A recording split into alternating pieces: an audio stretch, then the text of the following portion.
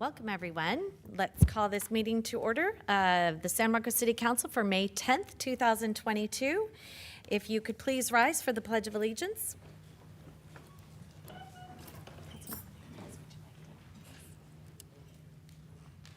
Ready, begin. I pledge allegiance to the flag of the United States of America and to the republic for which it stands, one nation, under God, indivisible, with liberty and justice for all. And if you could please remain standing for our invocation. We have Pastor Julie from the Movement Church this evening. Welcome.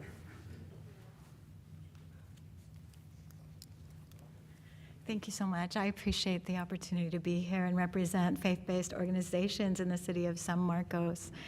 We are so thankful for the opportunity. For over 20 years, we have been able to serve and partner with civic leaders and the faith-based organizations that are here, have served and will continue to serve, offering much-needed emotional, spiritual, and practical help. Will you all join me in a prayer of blessing over our city? God, we thank you for the citizens that live, work, and visit the city of San Marcos. We ask your blessing over our city. We ask for the businesses, God, for prosperity, Father, and for growth. For our first responders, our fire, our police, our hospitals, we pray a prayer of protection over them. We thank you for resources for them to do the job that they are hired and that they are willing to do. God, for our city council, for our mayor, and for our civic leaders, we thank you for wisdom and for discernment and for a heart that just longs to serve their city. And for every single person who showed up here tonight, their voice is important, bringing their ideas, bringing their passion, bringing their wisdom and their unique gifting. Their voice is important, and we thank you for them, and we ask a blessing over them for the sacrifice of their time. And most of all, we ask for a unified heart as we all seek to work together to improve the city of San Marcos, to do a great job, and to make this a great place for all who live here. Amen. Amen. Thank you.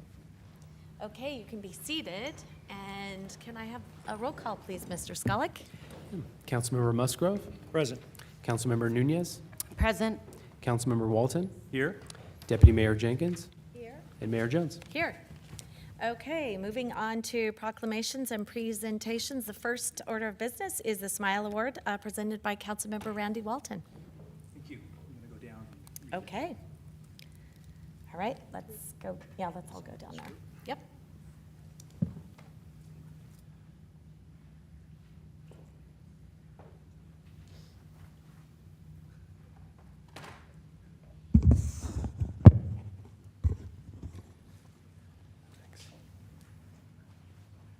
Okay. Well, thank you all for being here tonight. It's my turn to present the San Marcos Civic Smile Award. It was an award that was created to acknowledge people in our community who have either led, who have inspired, or who have exemplified excellence in some meaningful way. And it's a privilege that each of us gets to choose people in the community that we think deserve a little recognition for the work that they have done. And tonight, it's my great privilege to present a San Marcos Civic Smile Award to Arcella Nunez Alvarez.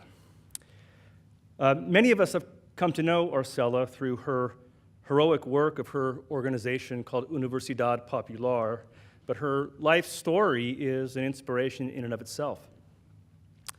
Arcella arrived in San Marcos at the age of 12 with her mother, Eva, and her five sisters, with really nothing more than the clothes on their back. That's not an exaggeration. They moved into a one-room trailer here in San Marcos back then, and Eva, their mother, enrolled them in local San Marcos schools.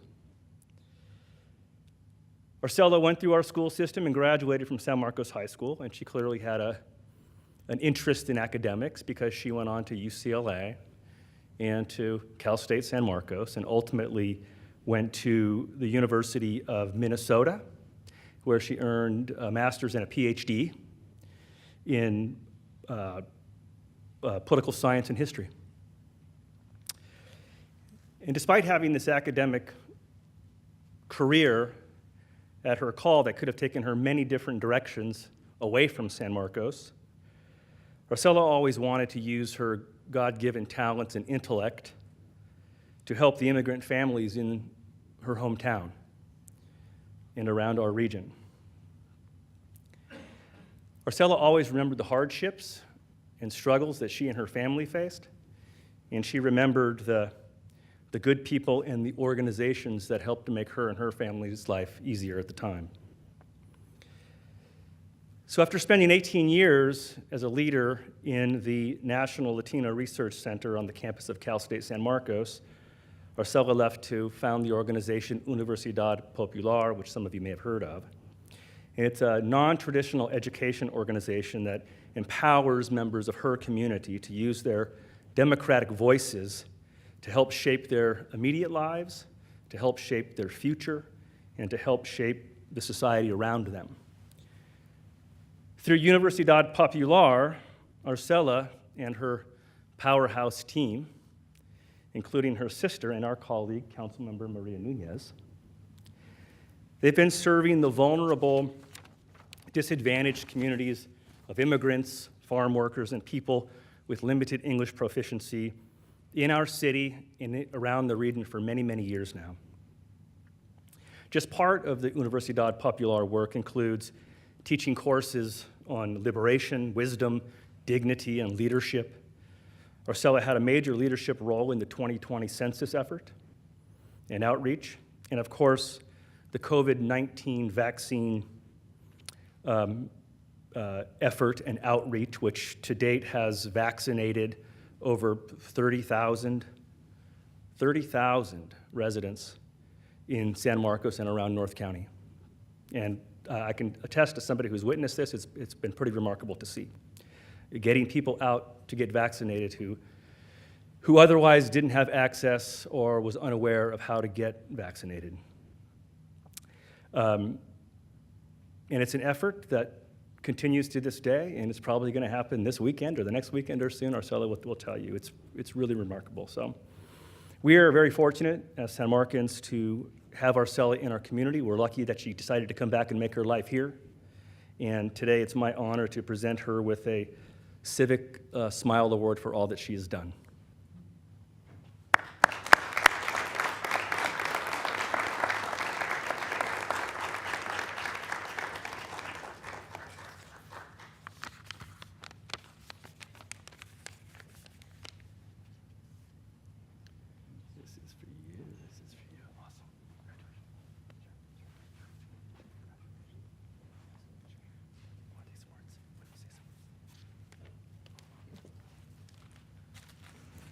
Muy buenas tardes.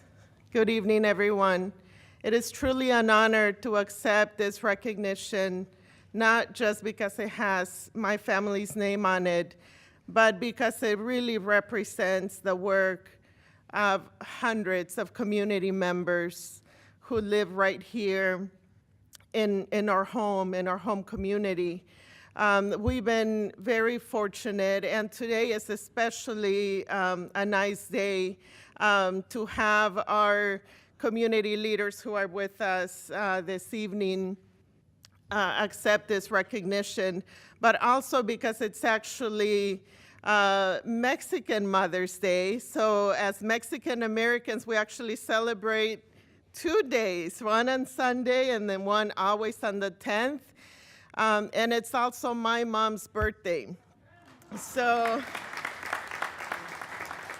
feliz cumpleaños, Ama, and to all the madres that have sacrificed so much for their children to give them a better life.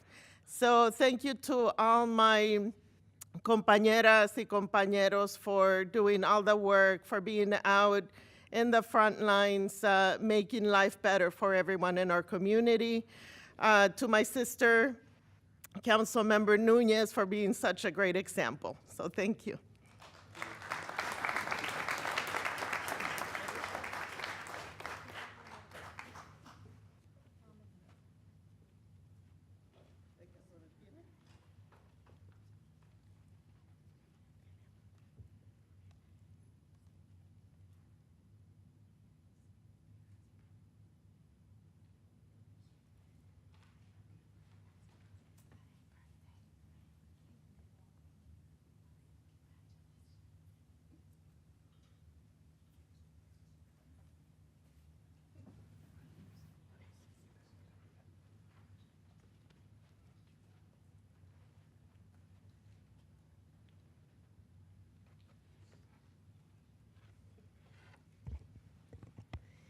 In San Marcos, the spirit of service is definitely alive and well.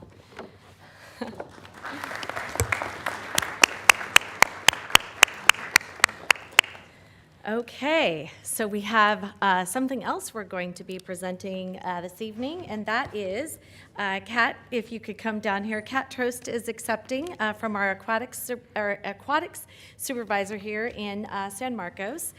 This is for the National Water Safety Month.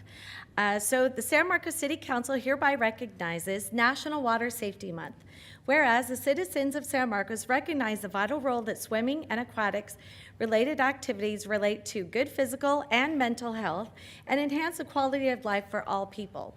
Whereas the citizens of the city of San Marcos understand the essential role that education regarding the topic of water safety in preventing drownings and recreational water-related injuries, and are aware of the contributions made by the recreational water industry as represented by the organizations involved in National Water Safety Month Coalition in developing safe swimming facilities, aquatic programs, home pools and spas, and related activities, providing healthy places to recreate, learn and grow, build self-esteem, confidence, and sense of self-worth, which contributes to the quality of life in our community of San Marcos. And we also recognize the ongoing efforts and commitments to educate the public on pool and spa safety issues and initiatives by the pool, spa, water park, recreation, and parks industries, and understand the vital importance of communicating water safety rules and programs to families and individuals of all ages, whether owners of private pools, users of public swimming facilities, or visitors of water parks. So we, the City of San Marcos City Council, do hereby declare the month of May 2022 as National Water Safety Month, and do encourage all of our citizens to be safe around the water and make sure you get educated and you educate your kids because they certainly don't always know how to conduct themselves around a pool. And Kat, would you like to have any words this evening for us? All right, go right ahead. Thank you. I very much appreciate this on behalf of the entire city of San Marcos, but also the Parks and Recreation Department and the Aquatics Division. In honor of National Water Safety Month, the Aquatics Division will be hosting a Water Safety Day this Sunday, May 15th, at our Woodland Park Pool facility. We will have members of the community present, such as the County of San Diego, the City of San Diego, and the San Diego Drowning Prevention Coalition. And we really hope that we see all families, friends, visitors, and citizens there to take part in all of the water safety topics and demonstrations that we will be hosting in honor of this very important national month. Thank you. One quick question. Yeah, of course. When do all of our pools open? So we do have 2 aquatic facilities located here in the city of San Marcos. The Cerro de las Posas pool is open year-round, and our Woodland Park pool facility will be kicking off to summer this weekend with our Water Safety Day. It will be opening on Saturday at 12:30 p.m., and our Water Safety Day will follow the following day on Sunday at 12:30 for the summer. Great, thank you. Thank you. All right, come take a picture with us.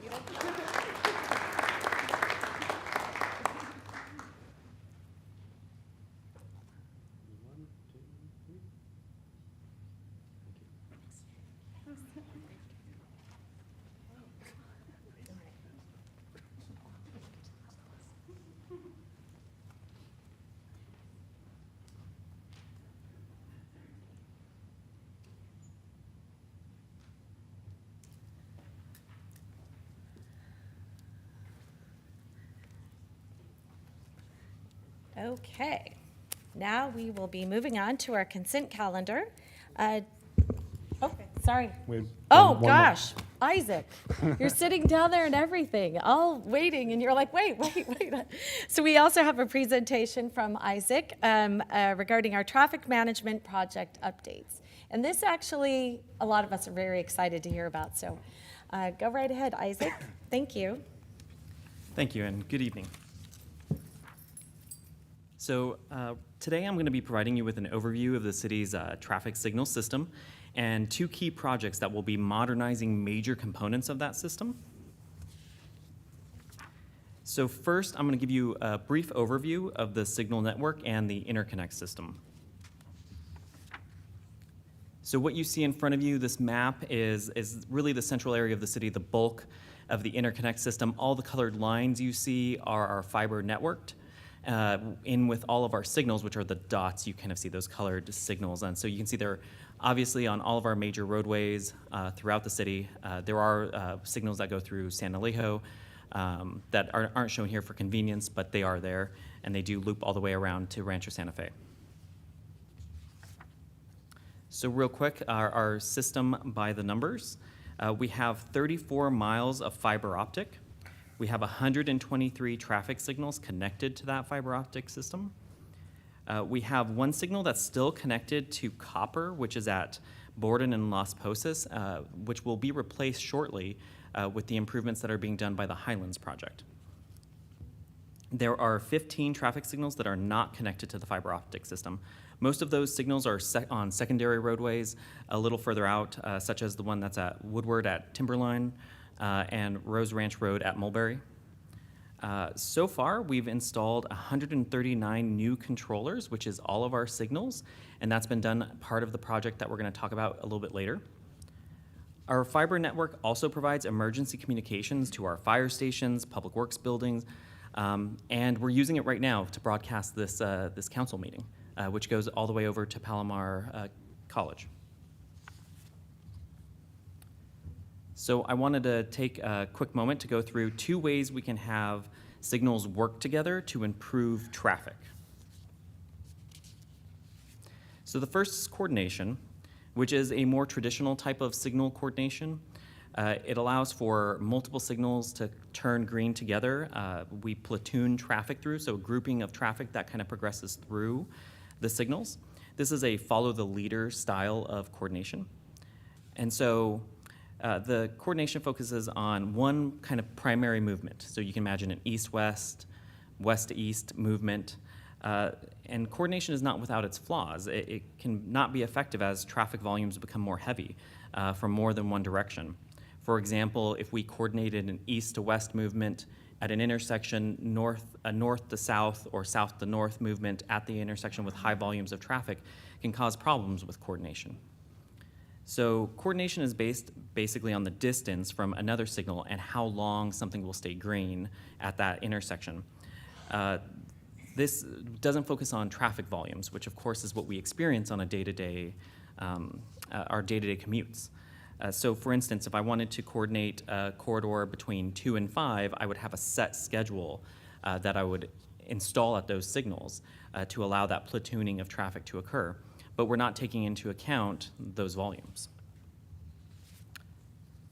However, adaptive is a much more modern method of coordination.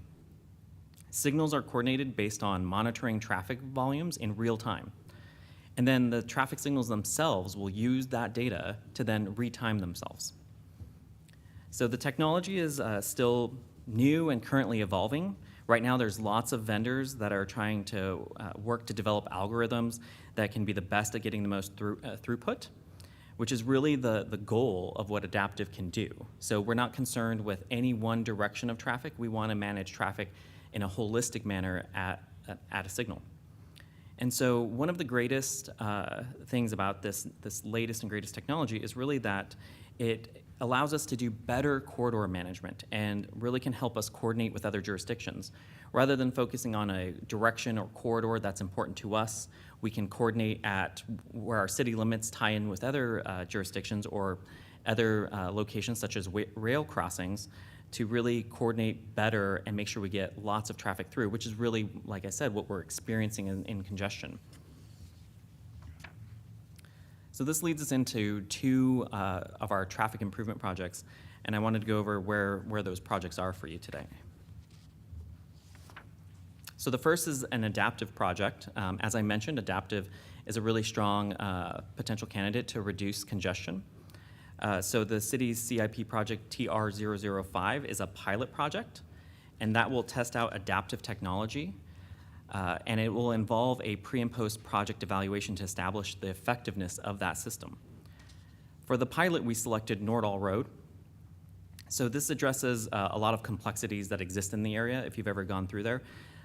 So the main complexities are closely spaced intersections. So within a few hundred feet, you're hitting intersection after intersection with a signal. There's large volumes from all directions. There's also rapidly changing volumes. Take, for example, the holiday season where people are trying to get in and out, people running their last-minute errands at the end of the day. Suddenly there's a big peak that don't follow traditional peaks of traffic. So there's also a need in this area to coordinate with other jurisdictions. Just at the south end of Nordal, we have Escondido, and we also have the Sprinter rail line. And then on top of it all, we have the freeway. So we have on-ramps and off-ramps that are right there. And so we can't use adaptive technology at the Caltrans signals, but they have agreed to allow us to use a type of coordination. And we'll have our adaptive technology on either side of it, effectively helping to make sure we get as much traffic through those areas as possible. And so once we've evaluated the effectiveness of this project, we're hoping to develop policies on adaptive and evaluate the ability of this technology to be deployed elsewhere in the city. So another project that goes hand in hand with these efforts is the TMC modernization.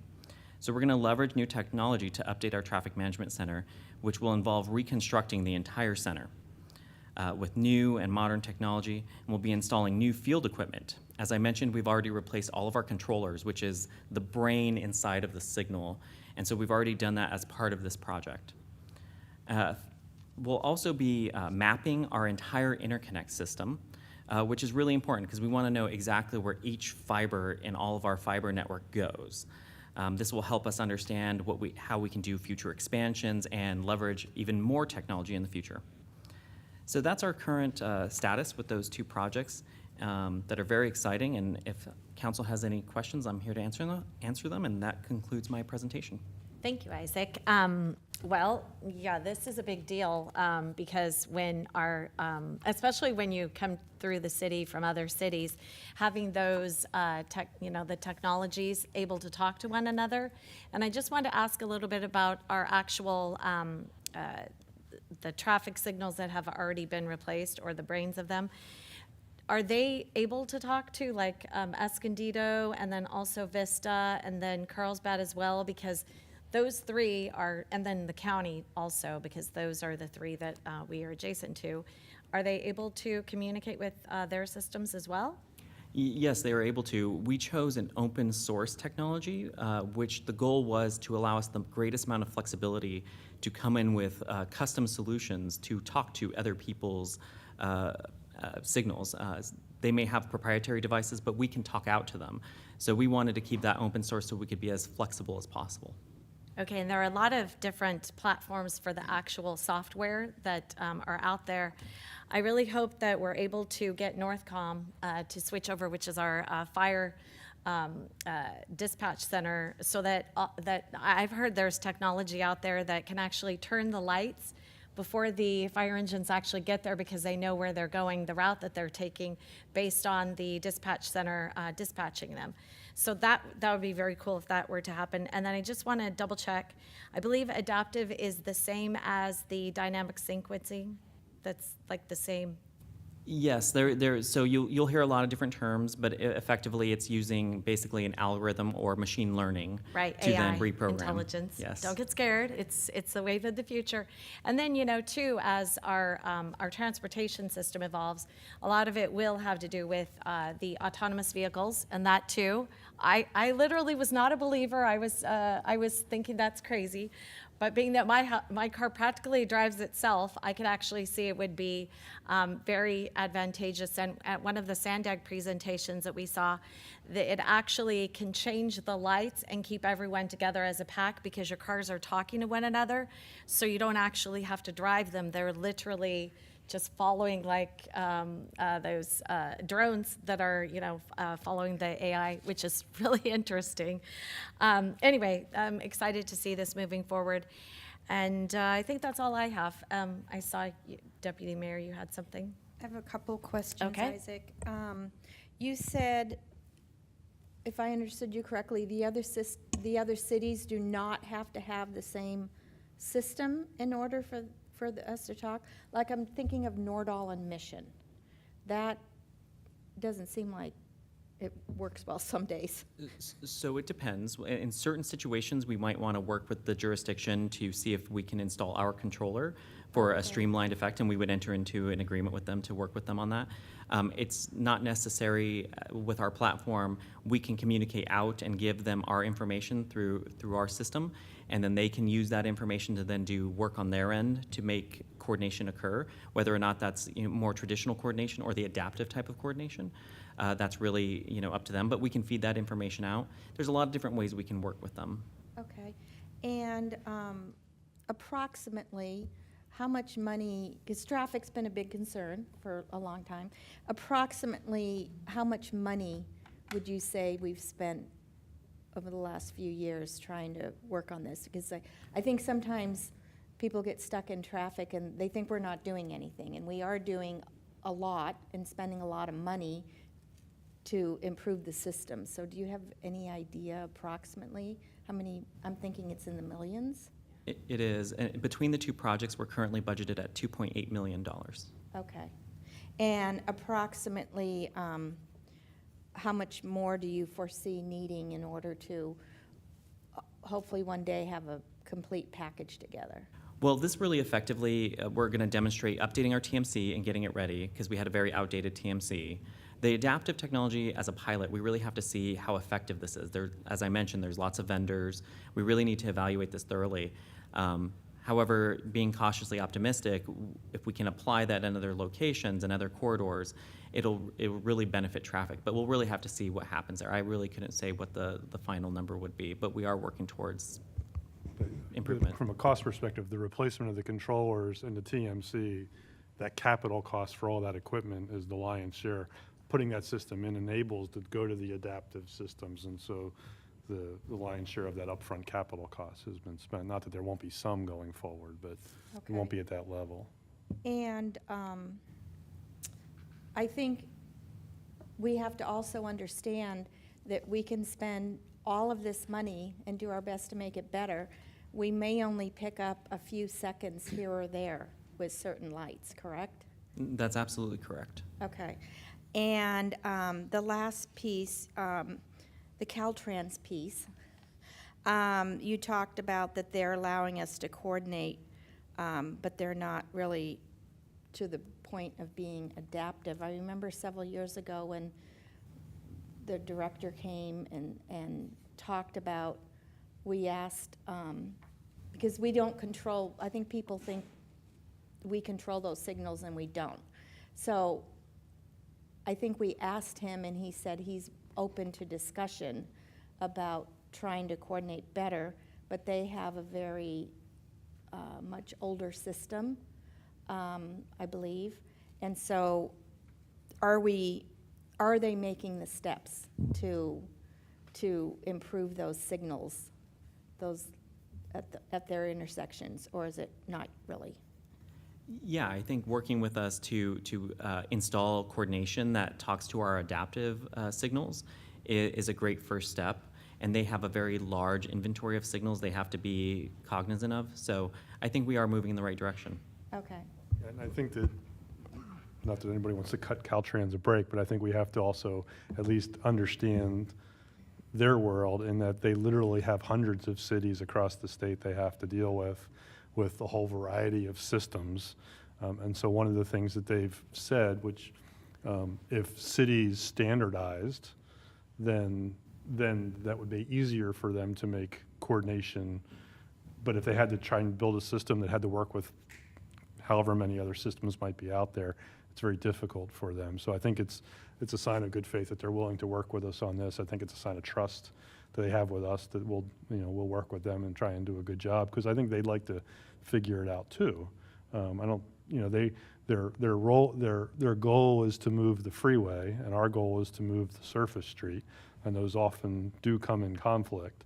But I think that this is a sign of progress in that regard. Okay. Thank you. Okay. Councilmember Musgrove. Thank you, Isaac. Two quick questions.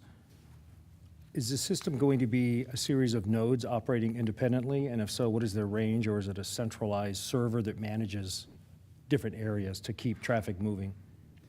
So with regards to the adaptive, they'll actually all be talking to one another. So they'll be talking through our fiber optic network to each other in real time. Okay, well, will they know the volume? And I know that was the issue, was volume, is to adjust the timing sequences. That's correct. The adaptive system takes in a tremendous amount of data and processes it in real time to actively change the timing and calculates new timings for that signal right then and there. Okay, and the other one is probably not going to give me a good answer, but I think one of the worst intersections we have is coming down Las Posas. When you get to Mission, you have a signalized intersection adjacent, a rail crossing, and then another 150 yards, you have a freeway on and off ramp, go into the freeway, and you have another surface street intersection. Do we have any coordination with NCTD beyond the schedule of the rail? And I know we can adapt our sequencing based on the timing of the sprinter coming through, but if we could get that to work along with that freeway on and off ramp, and it really is primarily the westbound side. That's what holds it up all along Las Posas. Unfortunately, we don't have control of the schedule for the trains. However, adaptive provides a unique opportunity to adapt our signals even if there is a situation where a train is coming. And then we'll still keep as much volume of traffic moving through all the other directions as we can. I think that Nordal presents itself as a good opportunity for a pilot because it has all of those conditions. It also has the condition of a lot of ambulances going through that area, which affects traffic volumes too. And so, they're all going up to the hospital. So that also does tend to impact traffic in that area. So the adaptive system sort of can pick up those changes that are completely unplanned because you never know. You just know a lot of ambulances every day go up there. You never know what time of day they're going to go. So I think that if Nordal turns out to be a positive pilot project, then the other corridors where you've got those multi-crossings presumably would be a little less complicated even than that and should work too. Great presentation. Thank you, Isaac. Yeah, one quick question on that. Do you have a time frame of when that pilot's going to run?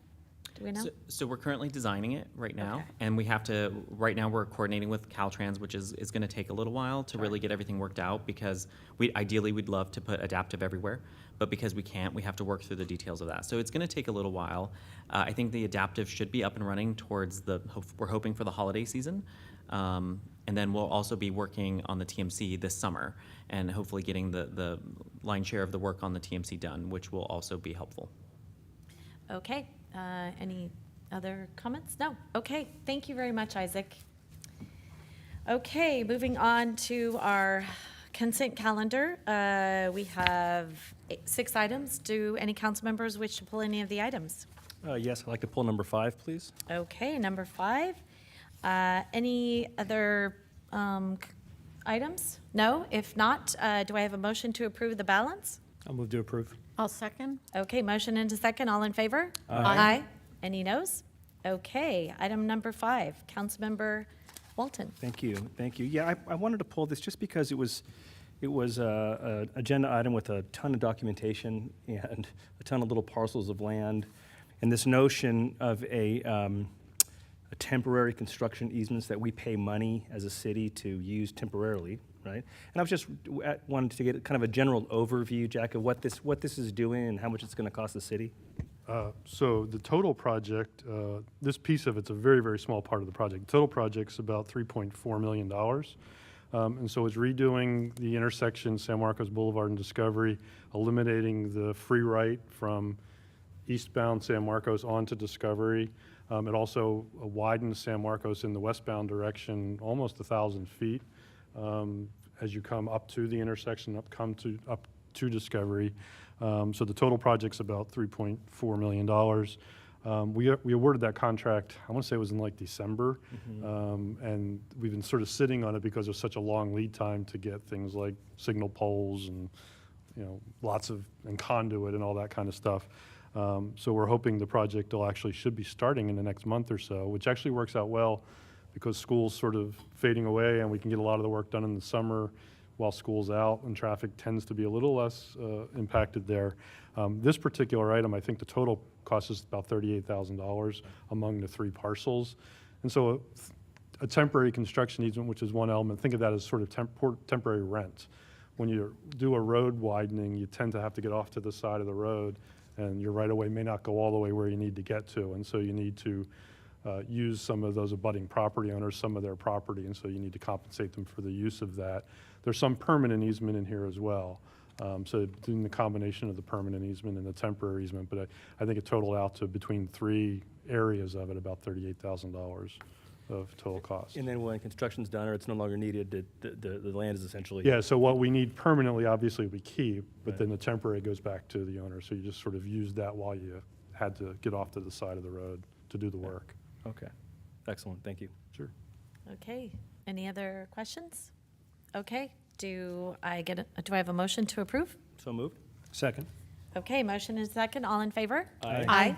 Any noes? Okay, motion passes. Moving on to oral communications. I actually have a question for you, Marie Walder. Marlene Walder.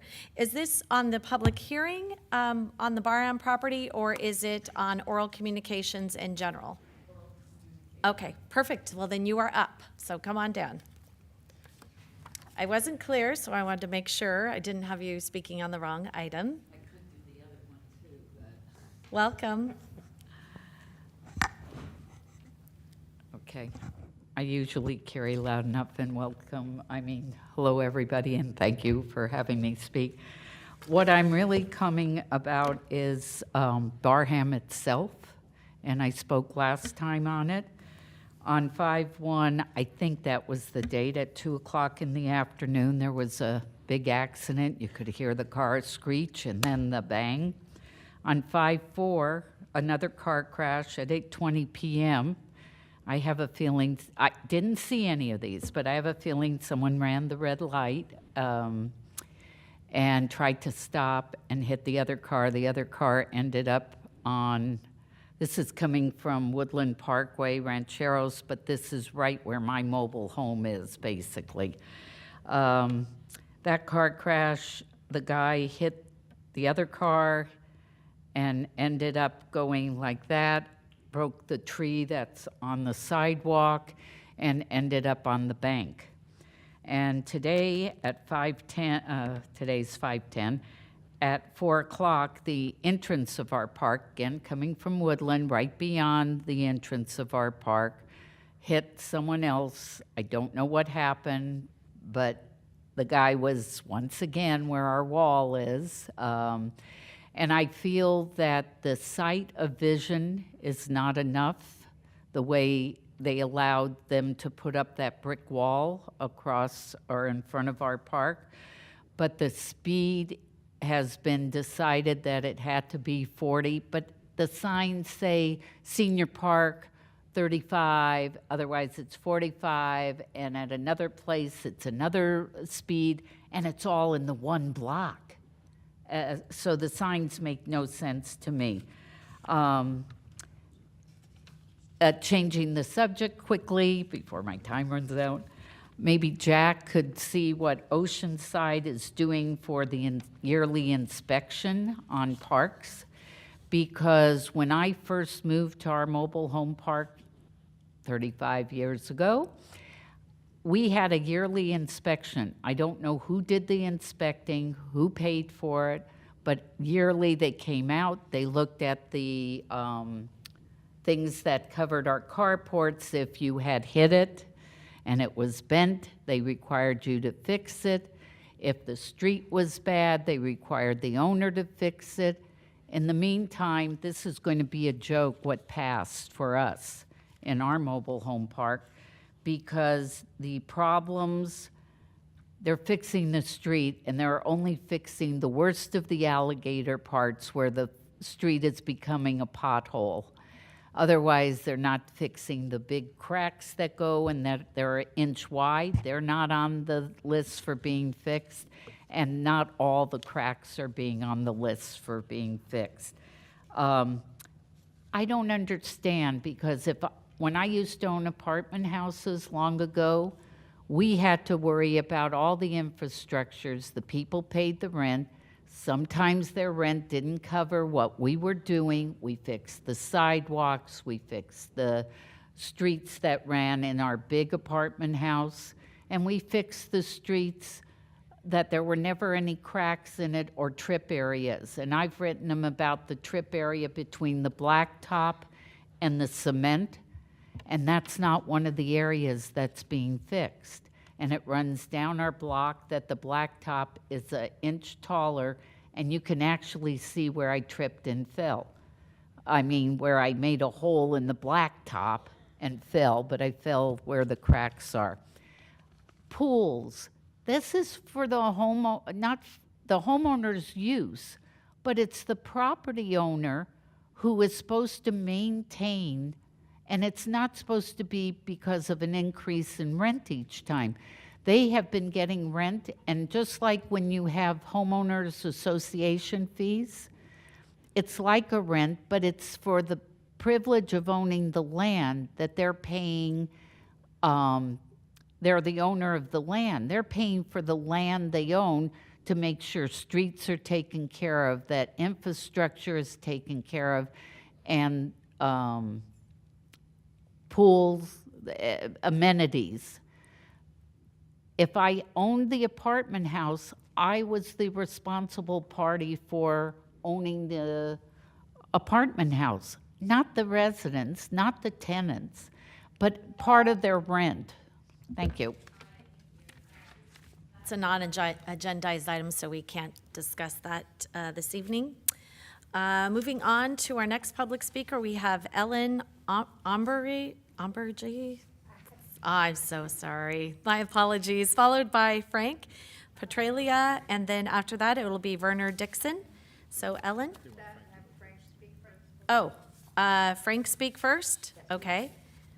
Yeah, no problem. Come on down. Thank you.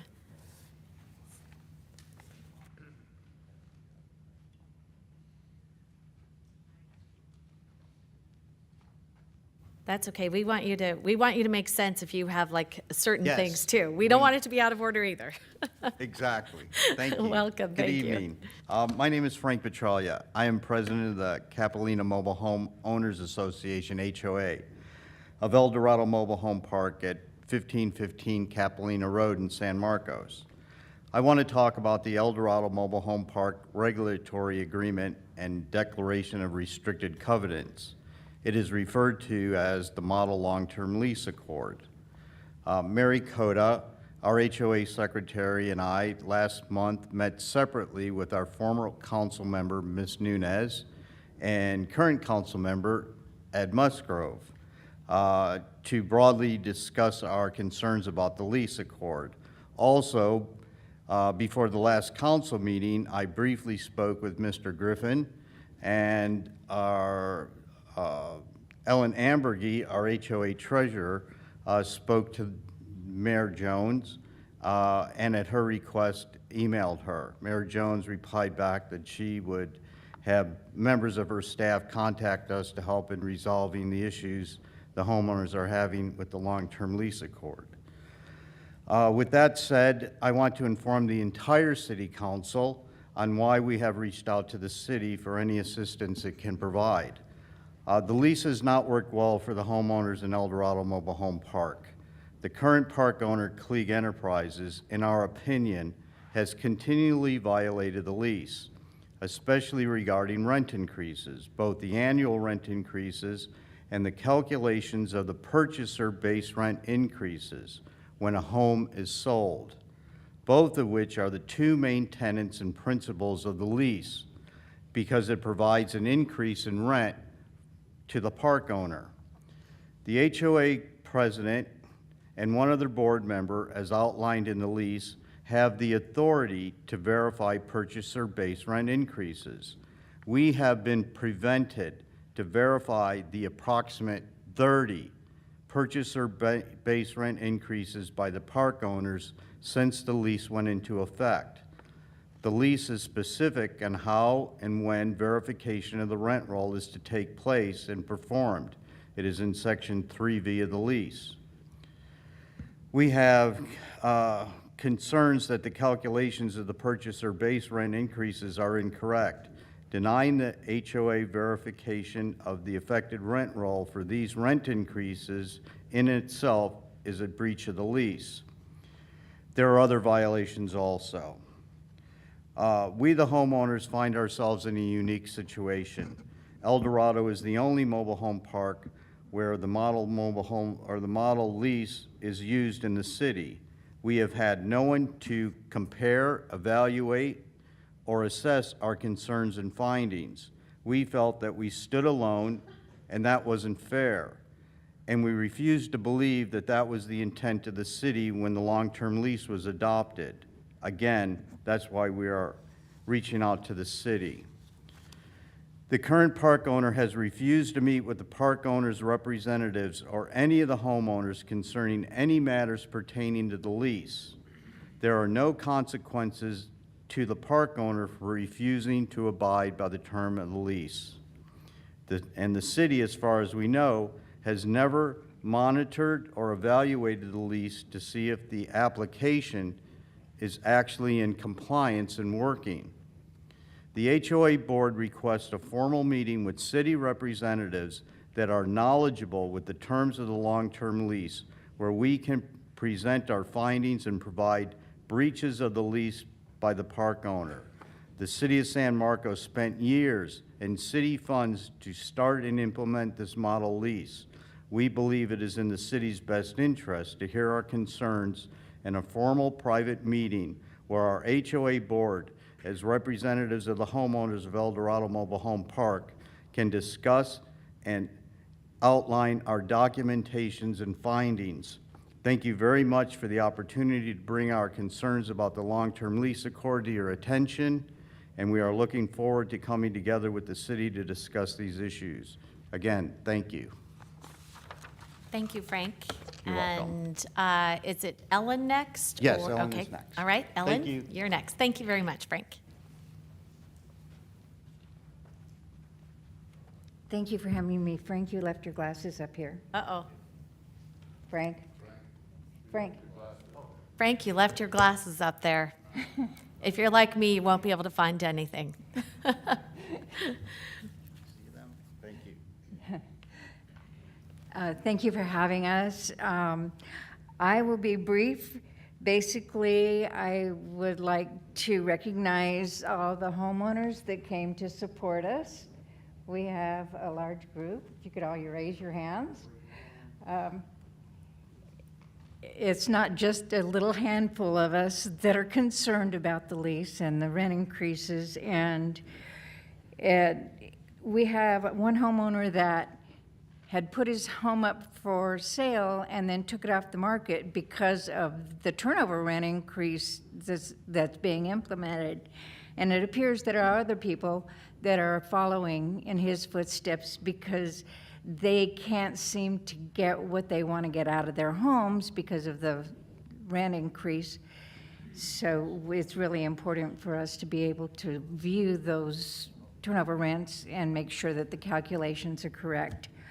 I just would like to really plead with the council to go ahead and give us an opportunity to meet with them and lay out all of our concerns in front of them. Thank you so much. Thank you so much, Ellen. And followed by Werner Dixon.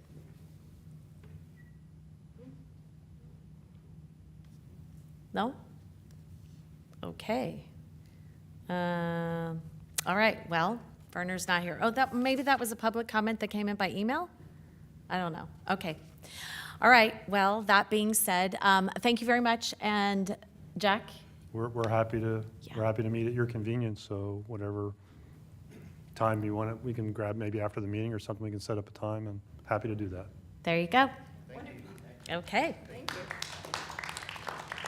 Okay, next will be our first, our public hearing, and that is item number 7, Resolution 2022-9013, Environmental Impact 21-001, Ordinance 2022-1517, Specific Plan 20-001, 20-0002, Resolution 2022-9014, General Plan Amendment 20-002, Ordinance Number 2022-1518, Rezone 20-0001, a Resolution Number 2022-15, Multifamily Site Development Plan 20-0001, Resolution Number 2022, this is quite a bit of a lot of numbers here. 2022-9016, tentative subdivision map 20-0001, resolution and grading variance of 20-0002. I'm sorry, 2022-9018, grading variance 20-0002. Hall Land Company request for entitlements to develop 151 residential condominiums on a 10.6 acre site located on Barham Drive. And I can't say that fast. So staff, are you, is this Mr. Faraci? Yeah, good evening, Mayor Jones, council members. Thank you. Norm Pedersen, the project manager, will be presenting on this item along with our principal civil engineer, Stephanie Keller. Thank you. Okay, thank you. Our item tonight is a specific plan for 151 condominiums by Hall Land Company for consideration by City Council tonight. The applicant requests approval of a specific plan for the residential development, which includes the entitlements listed here, which I will go over each one in this presentation. In addition, the project proposes requests a certification of an environmental impact report with the adoption of a mitigation and monitoring program and a statement of overriding considerations. The site is situated on the south side of Barham, east of Willem Parkway. As you can see here with the area outlined in yellow. Here's an aerial photo of the project showing the surrounding land uses. Adjacent to the site, to the north is Highway 78. To the west is a church and preschool, Grace Church. Southwest are single-family homes of the Walnut Hill specific plan area. To the east is the Mar-a-Lago development, or known as Crescent Court, which is clustered single-family residences. And to the south is open space, which is part of the Williamsburg development to the southeast. Here's the project site plan. The project proposes 151 townhouse-style condominium units on a 10.6 acre property. The project will include recreational amenities, garage and open parking, and landscaping and open space throughout the development.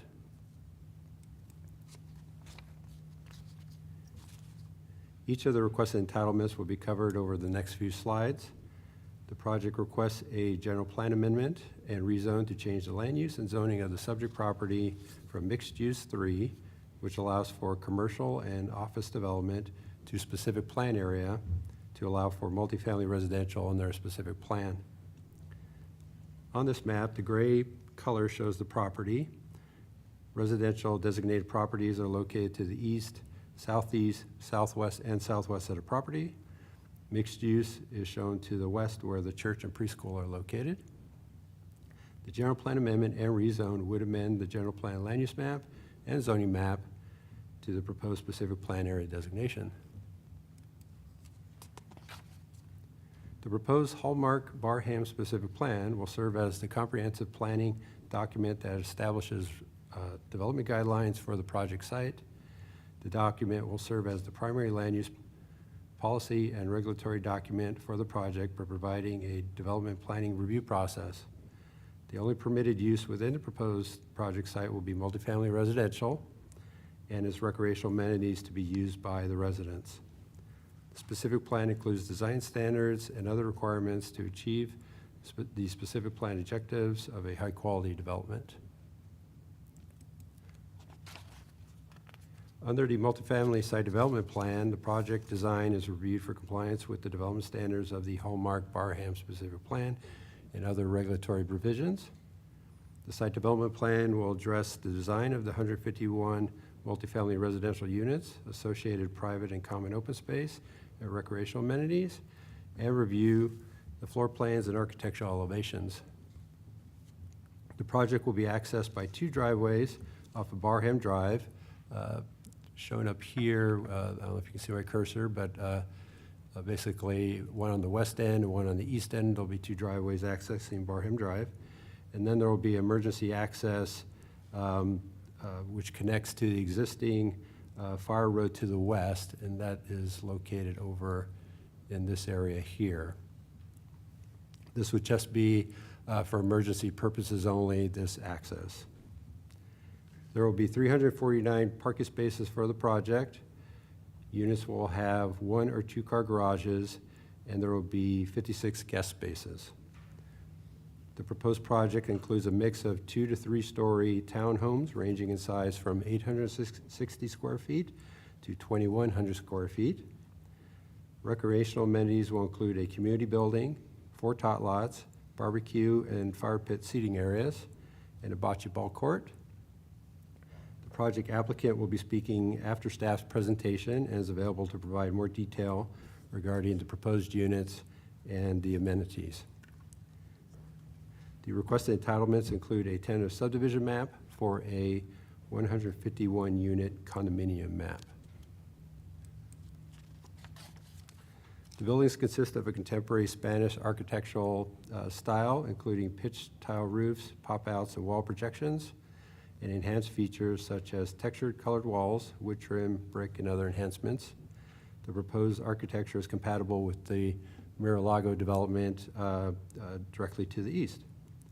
The 2 to 3 story buildings would have a maximum height of 40 feet. The requested entitlements also request a grading variance to allow for 3 slopes of the development to exceed 20 feet in height. This graphic indicates the areas where the grading variance is needed, shown by this orange color on the slide. The grading variance was also approved in 2003 for the Mar-a-Lago development to the east, which had a similar terrain. As part of the grading operations, the developer anticipates the use of a temporary rock crusher. The temporary rock crusher will be located along Barham Drive at the approximate midpoint between the church to the west and the residence to the east. This is shown by the orange dot there, basically a midpoint on Barham. The CUP is conditioned to install necessary sound attenuation and screening during the use of the temporary rock crusher to reduce potential noise impacts to adjoining noise-sensitive receptors. Also, as part of the grading operations, limited blasting will take place consistent with the regulatory provisions of the San Marcos Municipal Code.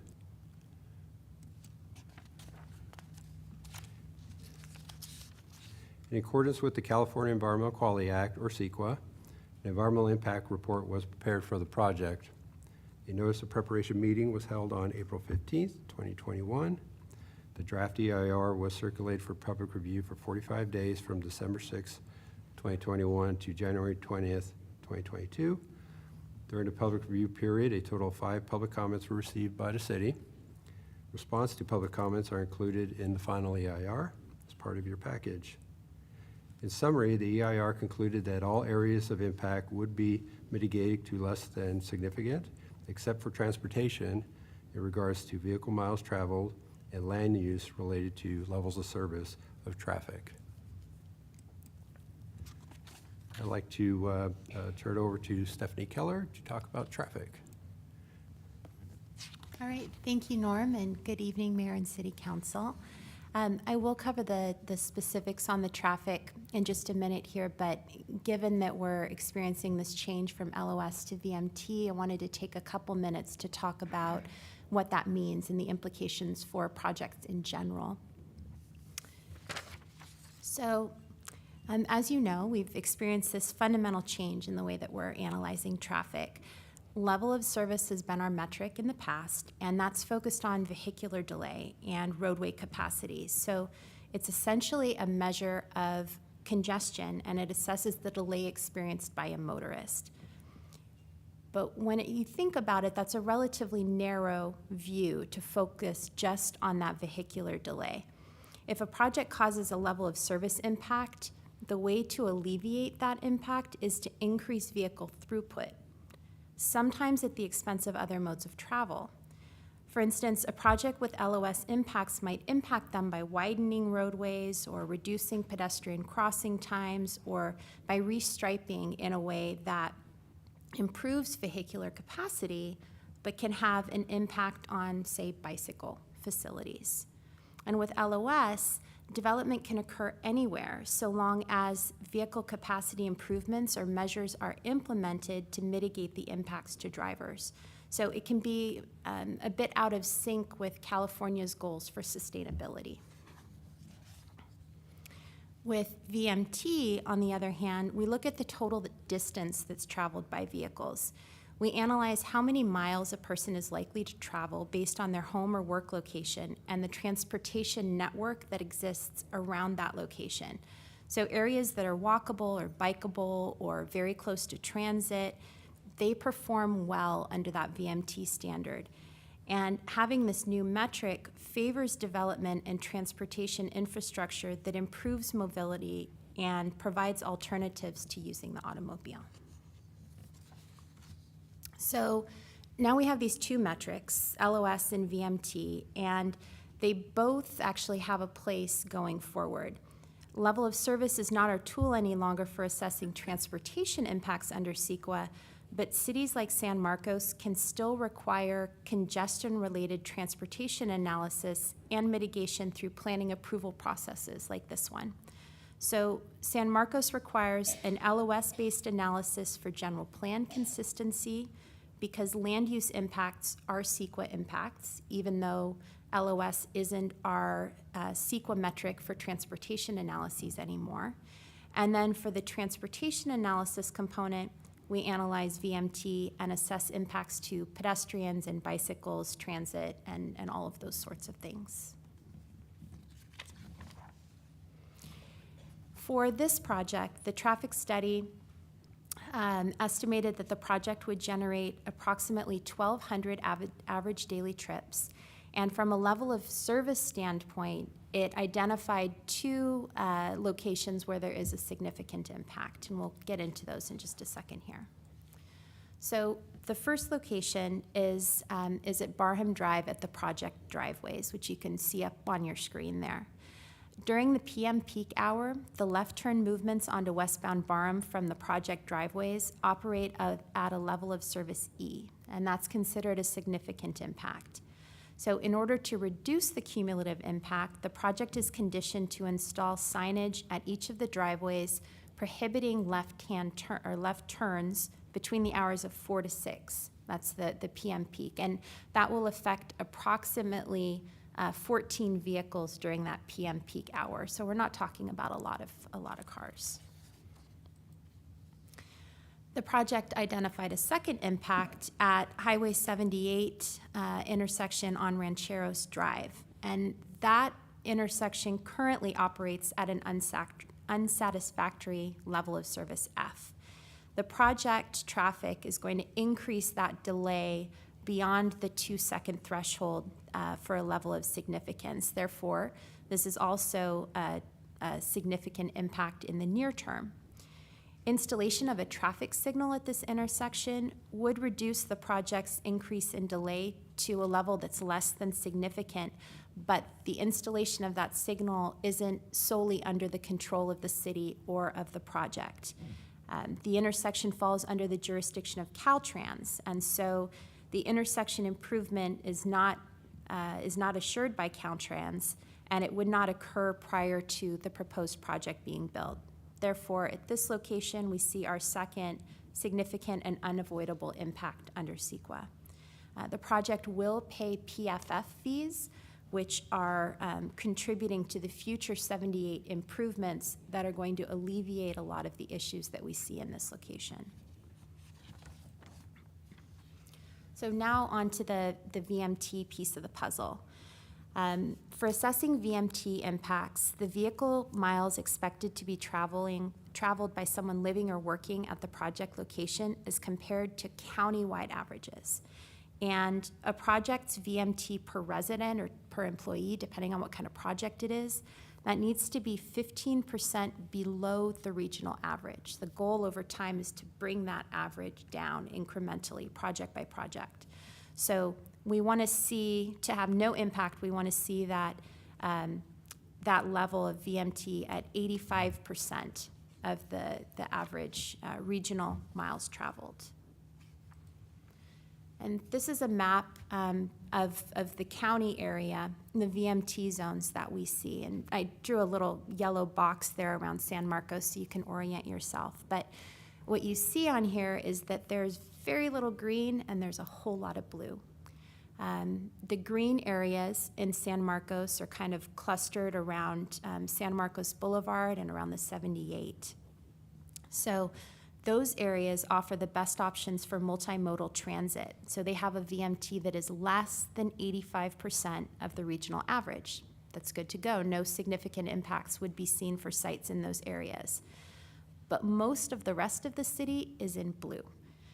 Those are the areas that have greater than 85% of the regional average. And so for development in all of those areas, we're going to see a significant impact. Projects in those areas need to look at approved measures to shorten the vehicle trip distances or to reduce single occupancy vehicle trips with carpooling or public transit arrangements, things like that, to try to mitigate their project's VMT to a level that is less than significant. And that is exactly what's happening with this project. So the regional baseline is 17.6 VMT, and a project needs to remain 15% below that, or just under 15 VMT per person per day, in order to avoid a significant impact. It's a pretty low standard, right? 15 miles per day. At this location, the regional tools forecast that a residential project is going to generate 18.2 vehicle miles traveled per resident. So right there, we know that it's out of sync with our 15 VMT target. So the project is over the threshold, and the VMT impact is significant. To deal with this, the project has implemented the most feasible VMT reduction measures available for a project of this type and location to reduce their VMT by 6.2%. That still leaves them at 17.1, which is greater than the 15 target that we're trying to get to. So the project is credited with that 6.2% reduction in the site location VMT for using the reduction measure to increase land density. The maximum allowed reduction through all of the various tools that are available to projects is 15%. So if you've got a project and for some reason you're able to throw every tool in the book at it, every single measure you apply it, you're capped at a 15% reduction. So if you're starting at more than 15% above your target, there's no way that you're going to get to a no significance level. Can I ask a quick question? Yes. Sorry to break your stride. Please. But isn't much of this very subjective? It's the application of the measures themselves to reduce the VMT, that can be subjective. I would say that the VMT threshold is not really subjective. We have maps that are provided by Sandag in collaboration with CAPCOA, and those maps are showing us, okay, if your project is here, we forecast that you have 18.2 VMT. So there's not a lot of calculation or subjectivity in it.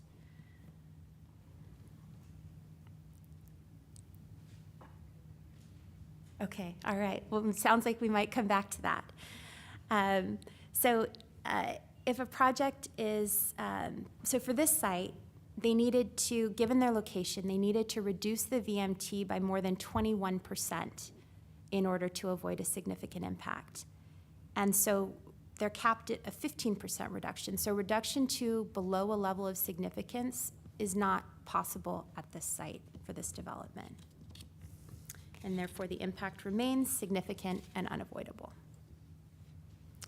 So despite triggering a significant VMT impact, the project incorporates a variety of elements in line with the intention of the VMT reduction measures. For instance, this location is less than 1 mile to the Sprinter in either direction.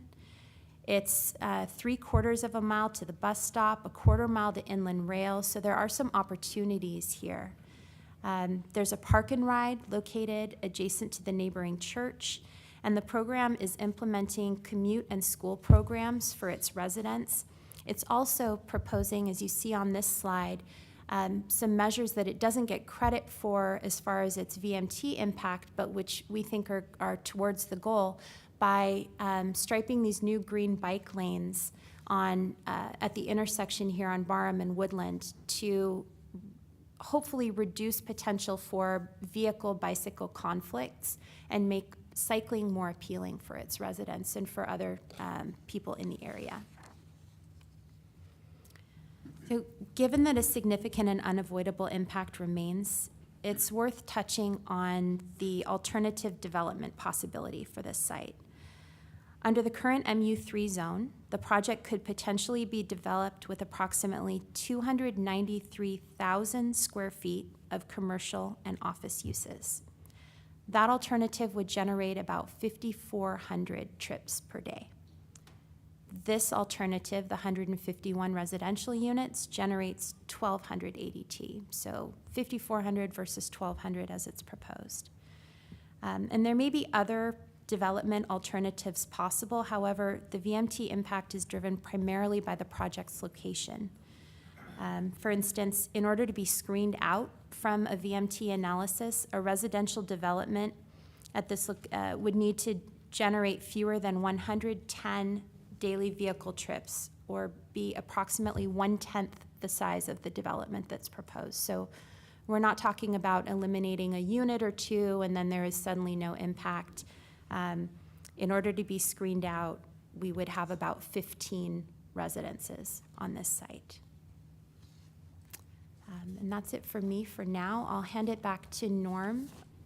Can I ask Unless you there one, are questions. Yeah, can I ask you one quick question on that? So if it were closer to the either the Sprinter line at either the university or at Nordal, would the VMT number be mitigated? Yes. and Because it's 1 mile, like roughly 1 mile both ways, correct? Yes, so there are, if it's in an area of high-quality transit, and I think it's a 1/4 mile walk shed, then it can be screened out. No analysis is necessary, and so there wouldn't be a finding of a significant impact. And then also, as you get into those areas that really have a confluence of different high-quality transit alternatives, then those are the areas that are identified in green on the map as already being at 85% or less of the regional VMT. So if they did the analysis, they would possibly find that there was no significant impact. So if this project was 3/4 of the mile down the road, either way, same amount of cars come in, don't know how many of those are actually going to be, it would be deemed no significant impacts, correct? It's possible. I don't want to commit to that Well, precisely, roughly, but I as mean, a generic example, yes. Okay, all right, thank you. Question? I'm trying to understand the difference between level of service and VMTs, but as a starting point, I think it's pretty fair to say, based on the configuration of Barham right now and the intersections that are impacted, even if we were using the level of service analysis here, it would still have impacts that are significant and unavoidable. Is that fair to say? Yes, and there are level of service impacts for this project as well. So there are the 2 level of service impacts, and then there's also the significant VMT impact, both. To understand the difference, though, hypothetically, if Barham had been doubled in width tomorrow, right, and the intersection's all fixed, but we were subject to the VMT analysis, right, we would still have significant and unavoidable impacts from this development, even if the level of service was plenty in capacity for cars. Is that right? That's right. Okay. That's right. That's all. Thanks. Thank you. Thank you, Mayor. Okay, thank you, Stephanie. Given the 2 unavoidable impacts regarding the impact at the Rancheros intersection and the VMT impact, The adoption of a statement of overriding considerations in conjunction with the EIR certification is required. The statement of overriding considerations cites benefits that justify approval of the project and outweighs the unavoidable adverse environmental effects of approving the project and thus make the adverse environmental effects acceptable. The benefits cited include providing additional multifamily housing in the city, payment toward city and regional infrastructure, and improved compatibility with the adjacent existing land uses, as well as other rationale for accepting the overriding considerations as outlined here in the slide.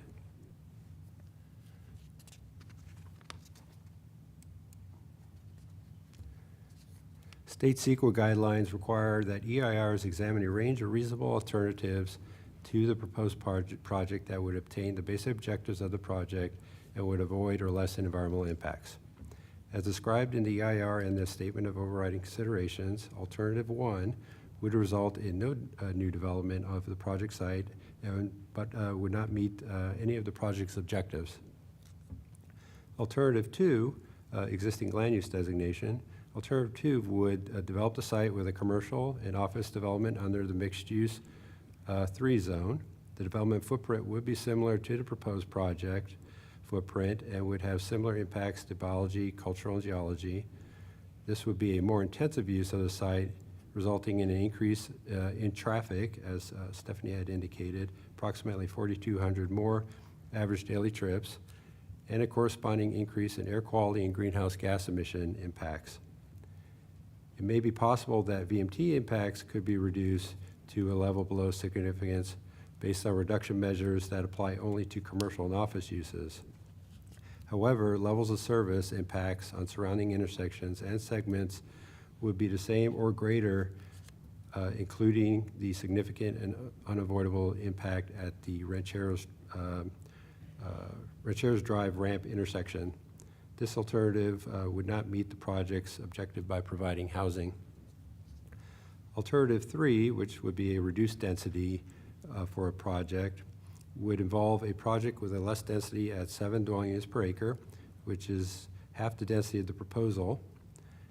This would be about 74 units and would include a different housing product, single and smaller multifamily buildings within the same development footprint as the proposal. Biology, cultural, and geology impacts would be the same. Other impacts would be proportionally less. Contributions to public facilities fees and school fees would be less. It is estimated the VMT impact would remain significant and unavoidable with Alternative 3. Lastly, Alternative 4, the reduced footprint project would reduce the development footprint by removing the most southern row of buildings of the proposed project. This would result with 92 units. It is estimated that impacts would be similar to Alternative 3, but in addition, impacts to biology, cultural, and geology would also be less due to the smaller development footprint. Although Alternatives 3 and 4 would reduce impacts, they would not fully meet the project objectives nor provide the number and type of multifamily housing affordability range that is proposed by the project. Public comments. A public workshop was conducted last year, which was attended by 2 neighbors. There were no questions or comments regarding the proposal. During the review process, 3 comments letters were received from neighbors. Comments were primarily about traffic on Barham Drive. As previously indicated, the project will include installation of time-restricted, no left turn signage at the project's driveways in order to reduce project impacts on Barham Drive. Responses to those comment letters were provided in attachment E of your review packets. At the Planning Commission hearing, 2 neighbors spoke, and responses to those comments are provided in the staff report. In summary, the project would add available housing to the city. The project implements smart growth concepts by its location near transit, commercial uses, and employment opportunities. The project provides an appropriate transition between the planned residential development of Mira-Lago to the east and the church facility to the west. The project is consistent with the general plan with the goals listed in this slide, as discussed in the staff report. A commercial office development under the current MU3 zone would not be feasible given the zoning and topography constraints of the site. The market analysis prepared for the project notes that a commercial office development would be prohibitively expensive to build due to the need for a parking structure in order to accommodate parking for a viable size development. In addition, the proposed project would generate less traffic than a commercial office development on the site, as we previously discussed. Staff recommends approval of the requested entitlements as outlined here. This concludes staff's presentation. Jason Greminger from CCI, the project representative for the applicant, now has a presentation regarding the proposal. Hello. Good evening, Mayor, Council, and staff. Thank you for hearing our project tonight. We'll try to keep this brief because I know staff did a very good, very detailed presentation, and I don't want to bore everybody up here tonight. So, as mentioned, 151 multi-family dwelling units on Barham Drive. The project includes a variety of floor plans, and that is meant to be attractive to a variety of community members, meaning multi-generational families, new families, first-time home buyers, what we call attainable or workforce housing.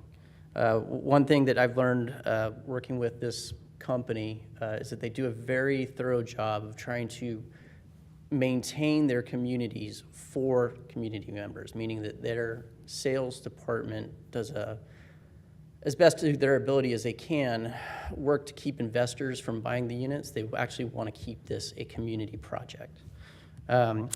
So some of the things that they've included are several floor plans meant to appeal to first-time home buyers, empty nesters, and those families looking to downsize their units. So they've provided some floor plans in that manner. Some of the project includes your typical townhome units, which are attractive to small families and new families, as well as first-time home buyers. And they've also included a larger unit, which is meant to be attractive to multi-generational families. That unit specifically has a granny flat aspect to it with a kitchenette and a washer-dryer living room area that can convert to a bedroom. And then on that measure, they also included 19 units, which are ground floor flats, which are ADA accessible units. Along those lines, the project is also including some recreational amenities for the residents. Approximately 10,742 square feet of recreational open space, and that would include barbecue areas, tot lots, playgrounds, fire pits, seating, bocce ball courts, a California room, and more. Each dwelling unit will also include some private private open space in the form of a patio or a balcony. And that works out to be about 26,390 square feet of private open space for each unit. Not for each unit, but project-wide. The other thing I wanted to touch on tonight is a little bit on the existing zoning and potential reasons for why this property may have remained vacant for so long. So when we went through the process, we actually analyzed this, and that's part of the land use analysis that was included with the general plan amendment studies that were included with your package tonight. What we found when we were analyzing the existing zoning, there were some development restrictions which make developing this property as a mixed-use commercial property very challenging. Some of the things that we found were there height restrictions when you're next to residential, so a commercial development would only be allowed 1 story above the neighboring or adjacent properties. And this comes into conflict with some of the minimum parking requirements that are required for a commercial mixed-use project, as well as the minimum floor area ratio requirements. So in order to build this project as its existing zoning, it would require a extensive amount of garage parking garages, and that really limited how much commercial space could be built and usable in that space. So that was one of the major challenges that we saw that what may have contributed to this site being vacant for so long.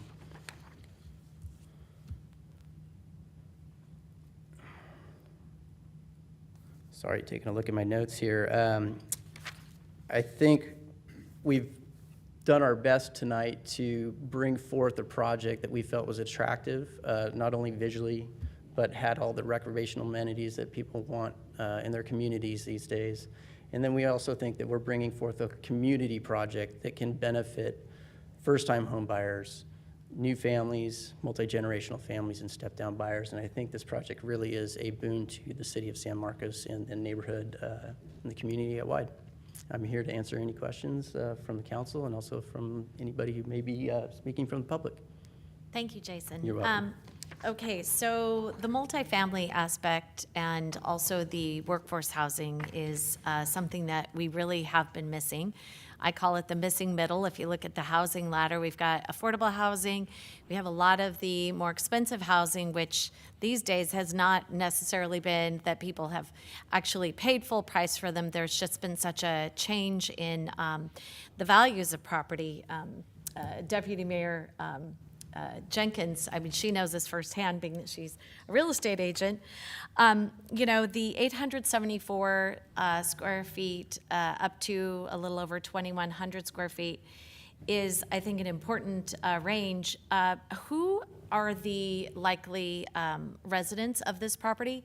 I have a feeling it's probably like sheriff deputies and teachers and even our fire department, our fire personnel.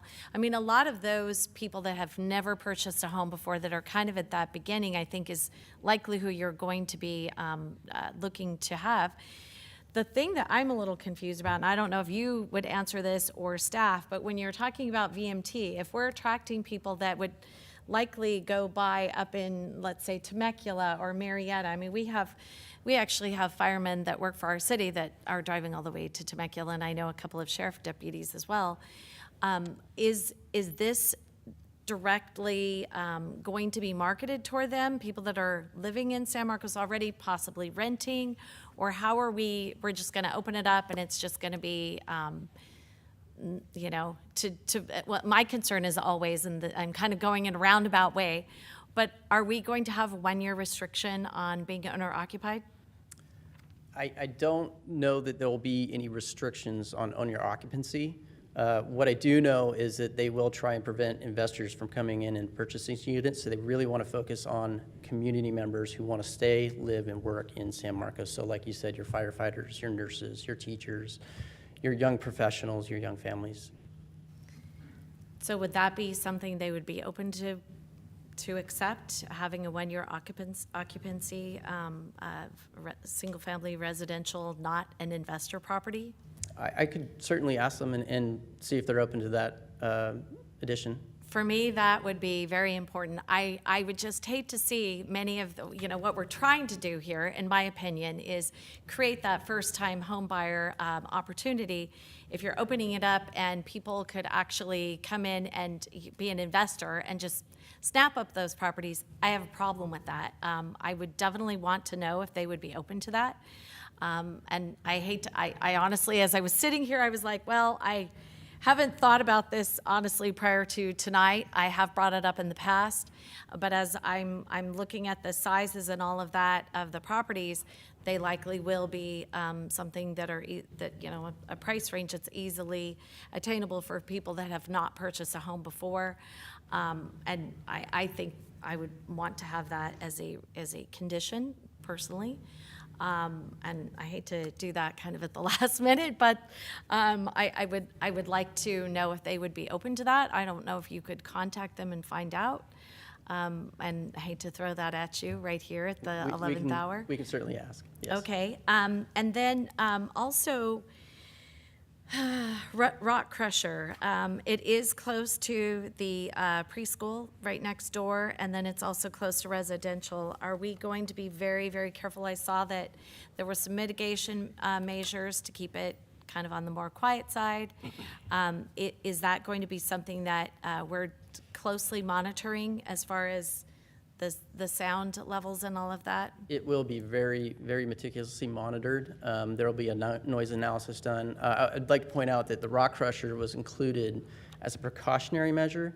We're not convinced or sure that we will actually need it, but we didn't want to have to go back through Come the back, yeah. process Yeah. if we found a lot of rock on the site once we got into the grading operations. Okay, in the event that you do have to use it, I know that preschool's been there a long time. I know my son was one of the first kids that actually went there, and he's 26 now, so we know it's been a long time.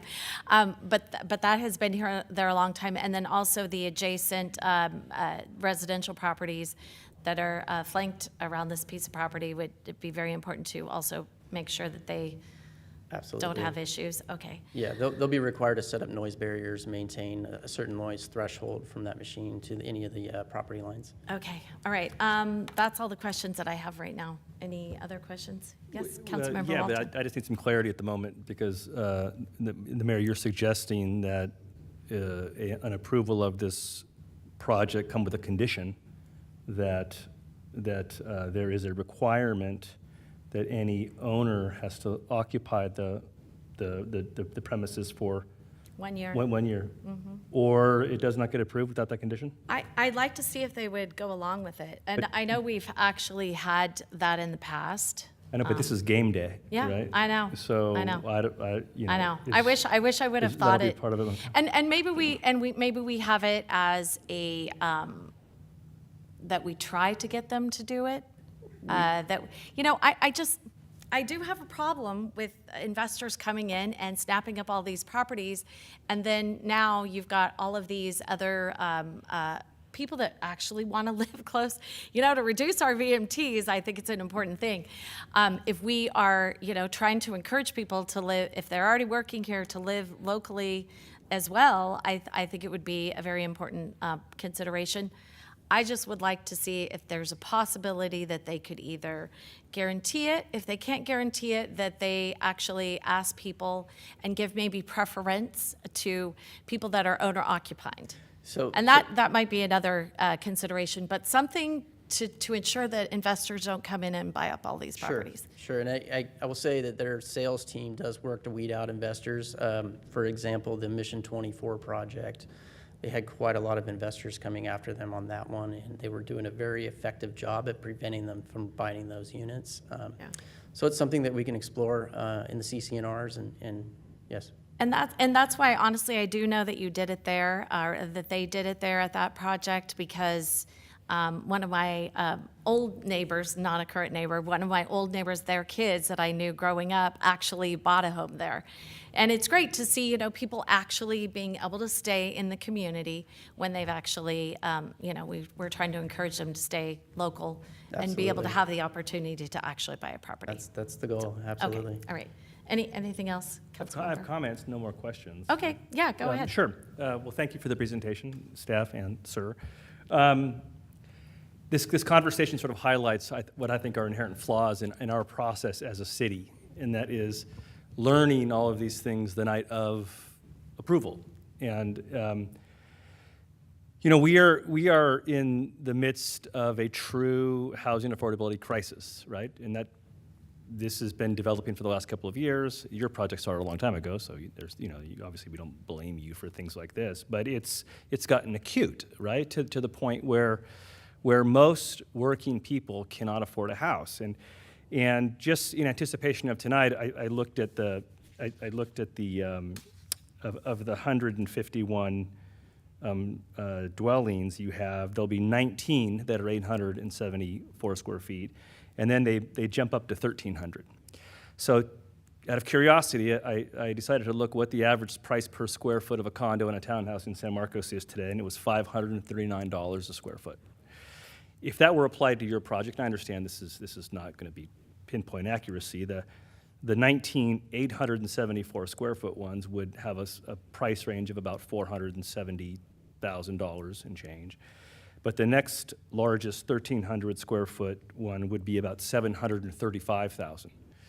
So the vast majority of these units, were they to be on the market today, would likely be $700,000 and more, I would guess. And to me, that's not attainable for most people.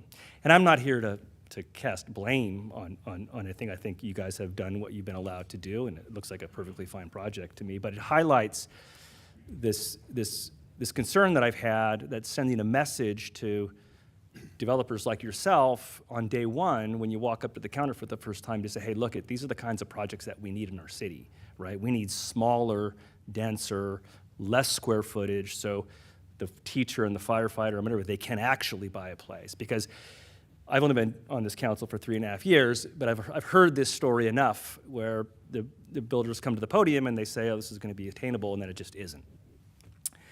So I'm coming to the place where when I look at any project, I think of three things. I think of affordability, I think of traffic impacts, and now I think of investor purchases, as the mayor says, because she's spot on when it comes to the problem I have.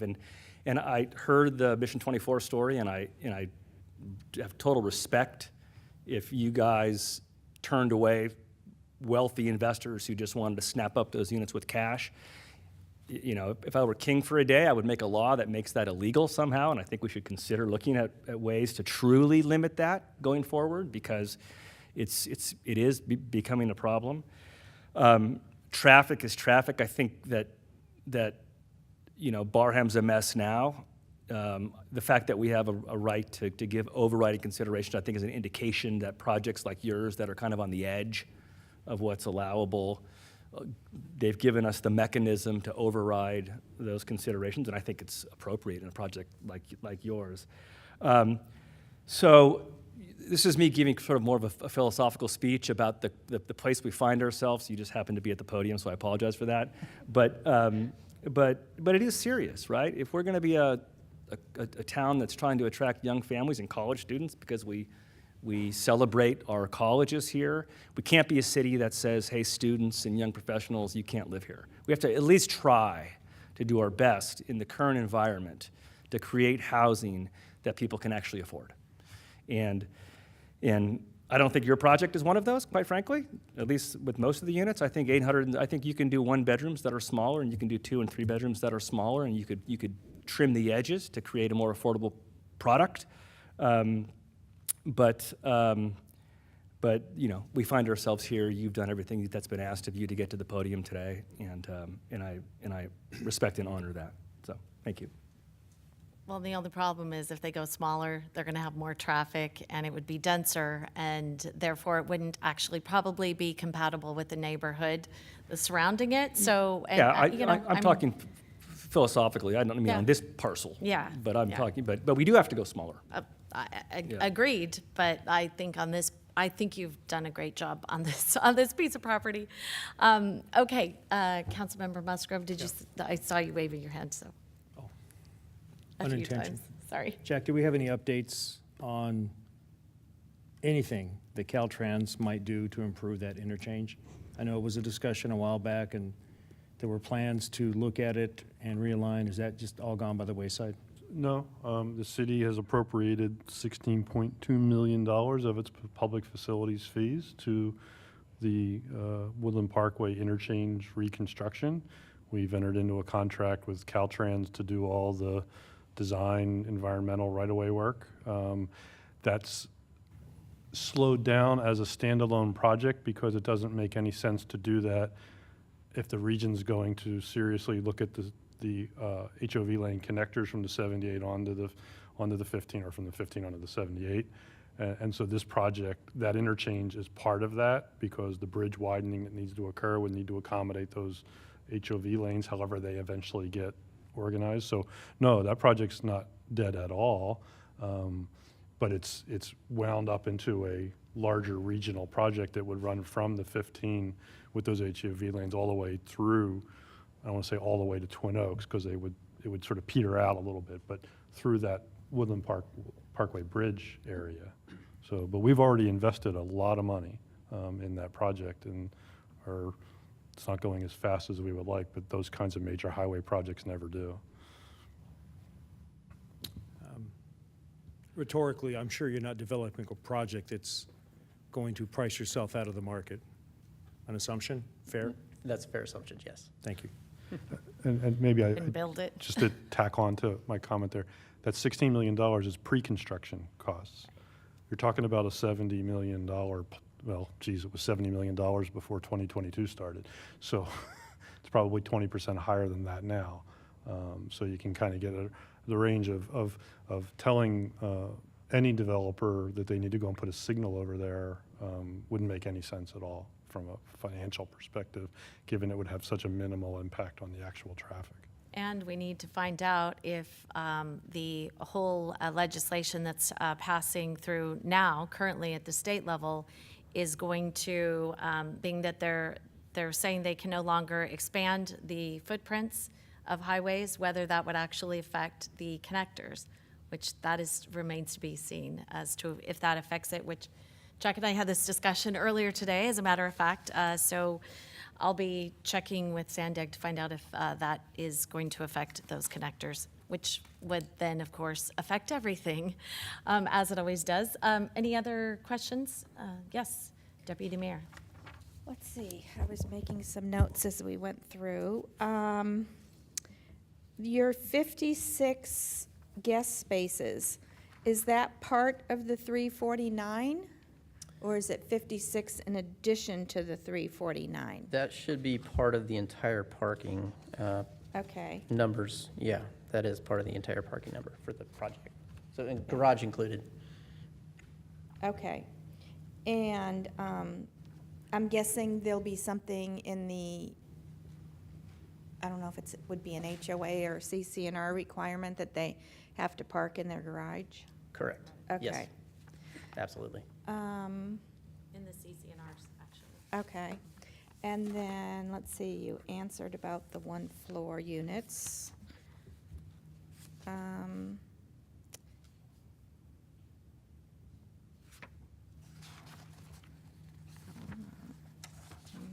finding my notes.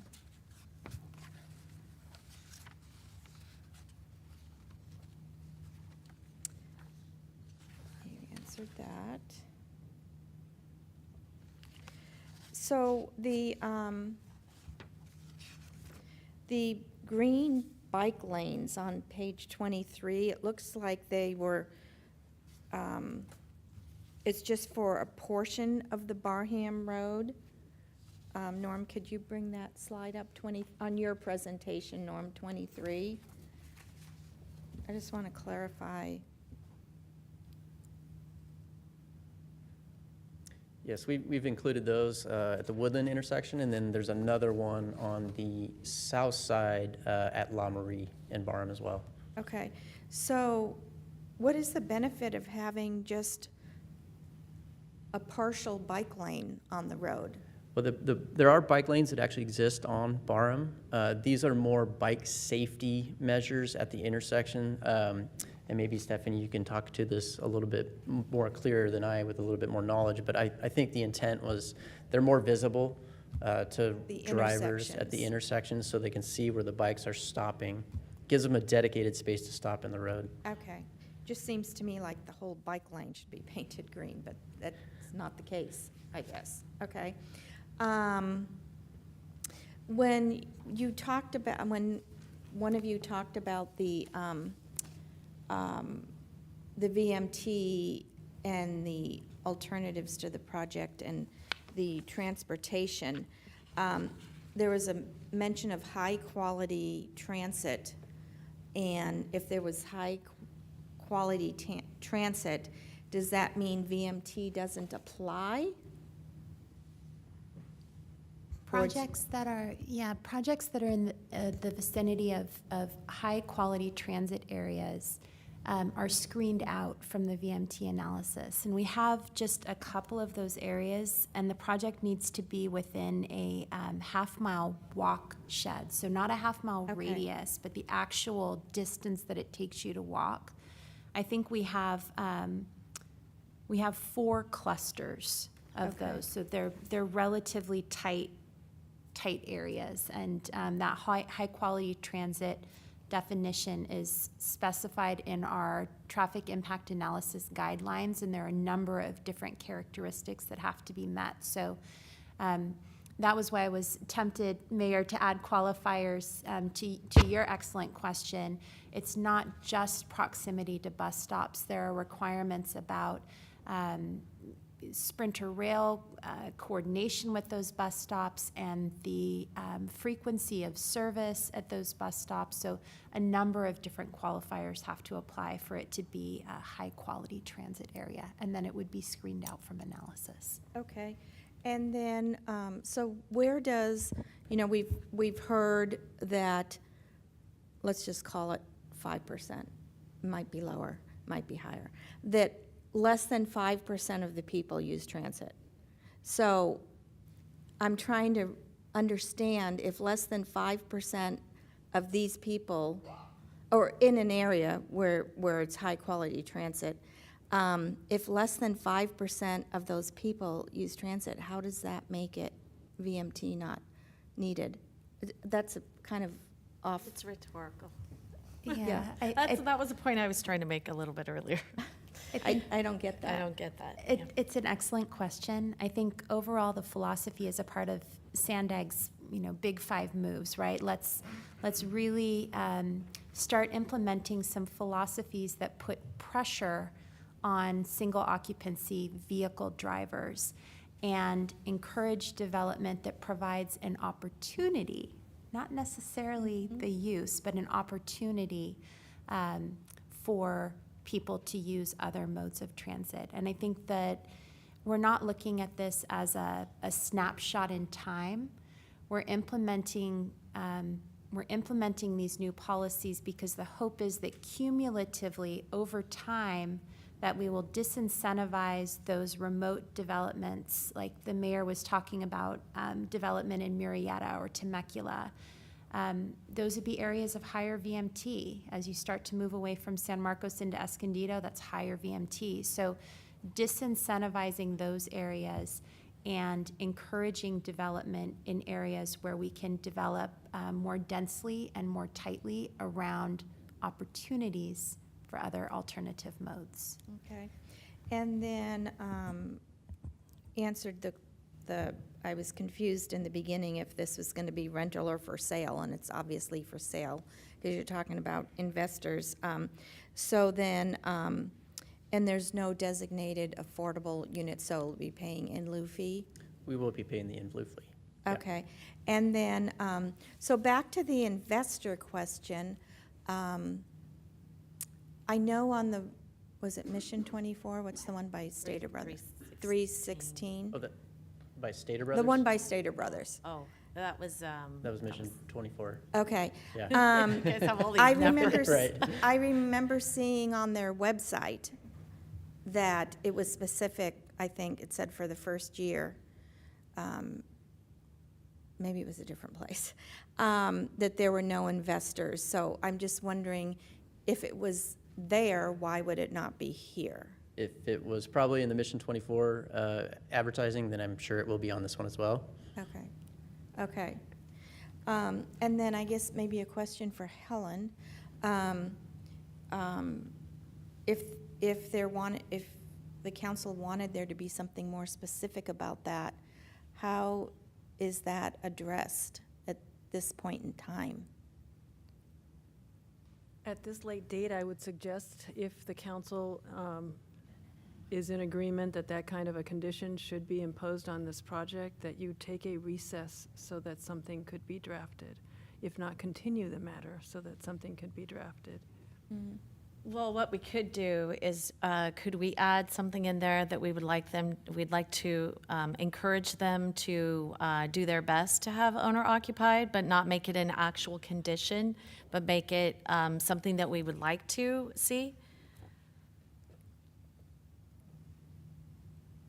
Understanding that that's not a requirement then, that is simply an expression of the council's. Well, then maybe it's, maybe it's just a, I don't know. I mean, I really don't want to see investors come in. I mean, I really just don't. I don't, I want this to achieve what we're trying to achieve. So I don't know. I feel kind of, I have mixed feelings on it. I honestly do. And I share that feeling, Mayor and Deputy Mayor, but I think, as the city attorney said, we're so far down the road now. I know, and that's why it wouldn't just set us back one more meeting. It would have a exponential impact on the project itself. which the longer it takes to actually get built, the longer it takes to actually add more to the cost, holding costs and all of that, it just delays it. So that's why I do have an issue with it. So I do think it would certainly be appropriate if you expressed, if the council's intent and request or desire were expressed as part of the motion for approval. That wouldn't make it a condition of approval per se, but it would at least show the legislative intent and desire that the product be made available for purchase by homeowners as opposed to speculators and investors. I think at the same time, you can express to the staff the intent to look at a legislative option to get to that point on all future projects. Moving forward from this point, Yeah, right? I think, and especially when you're talking about first-time home buyers' properties, because they're very difficult to build. They're very difficult. I mean, you've been in the process for quite some time. And, you know, as time goes on, it just gets more expensive. And, you know, I look at, you know, kids my age, your kids, I mean, all of us have pretty much up here have kids that are in that age range. And so I think it's in the forefront of all of our thoughts of, you know, we really want to have that first-time home buyer workforce housing opportunities for actual home buyers, not for investors to come in and buy them all and rent them out. Yeah, we need rentals too. However, you know, really having the opportunities, I think, would be a good thing. So, all right, well, we can figure out how we would do that. I do have one question on the green lanes, because when Deputy Mayor Jenkins brought this up, it made me think of it. Just to be clear, they're not going to have candlesticks or the little curbs, correct? Not that I know of. Okay, because we have, I honestly, I have a lot of cyclist friends. Just was at the Belgian waffle ride a couple weeks ago. You know, there's a lot of discussion of, you know, some riders prefer, you know, the ones that have the candlesticks and the curbs for more recreational riding. But when you've got serious bikers, they don't, or cyclists, they really do not like to see those because they're very dangerous in many cases. So I just want to make sure it's just paint, nothing more than that. Okay. You're yes? absolutely right. Yeah. Yes. Okay. All right. Just double checking on that. Councilmember Nunez, did you have any discussion on this? Questions? I do have one follow-up question to, not to beat on the potential intent, or I'm not sure what we're calling it. But we've talked about several projects that in the past that possibly had this sort of condition. Do we know, have we had a project that had this sort of condition? Yeah, Councilmember, we're just chatting. We're not aware of that. I think moving forward on future similar projects, we can have something available in terms of the condition. I can't recall any projects that we've approved where we've put that condition on. I've actually I recalled, think it's though, been done and it's been they've talked actually about. said they were going to do Right, it. Like, right. they've actually come in and said, hey, we really want this to be a first time. And I can tell you, Sky House was one of them. That was something we approved back in 2016. I remember them actually saying that. And I said, okay, well, are you going to put it in writing? And they said yes. But that was something that they actually had brought to us. That was the property in Rancho Tesoro that was a rezone from an MU4 property. And that one, I think it's called Sky House, Sky something. Okay, all right. Any other questions of Jason? No. Of council? Okay, thank you, Jason. Thank you. All right, any questions for staff? No? All right, well then, I would move to close the public hearing. Do I have a second? I'll second. Madam Mayor, I think we have one public. My speaker. apologies. You're right. You're right. Marie Walder, sorry. Sorry, Marie. Marlene. I'm sorry. I'm actually getting tired. I don't know why. I feel like I need know some you know my caffeine. name.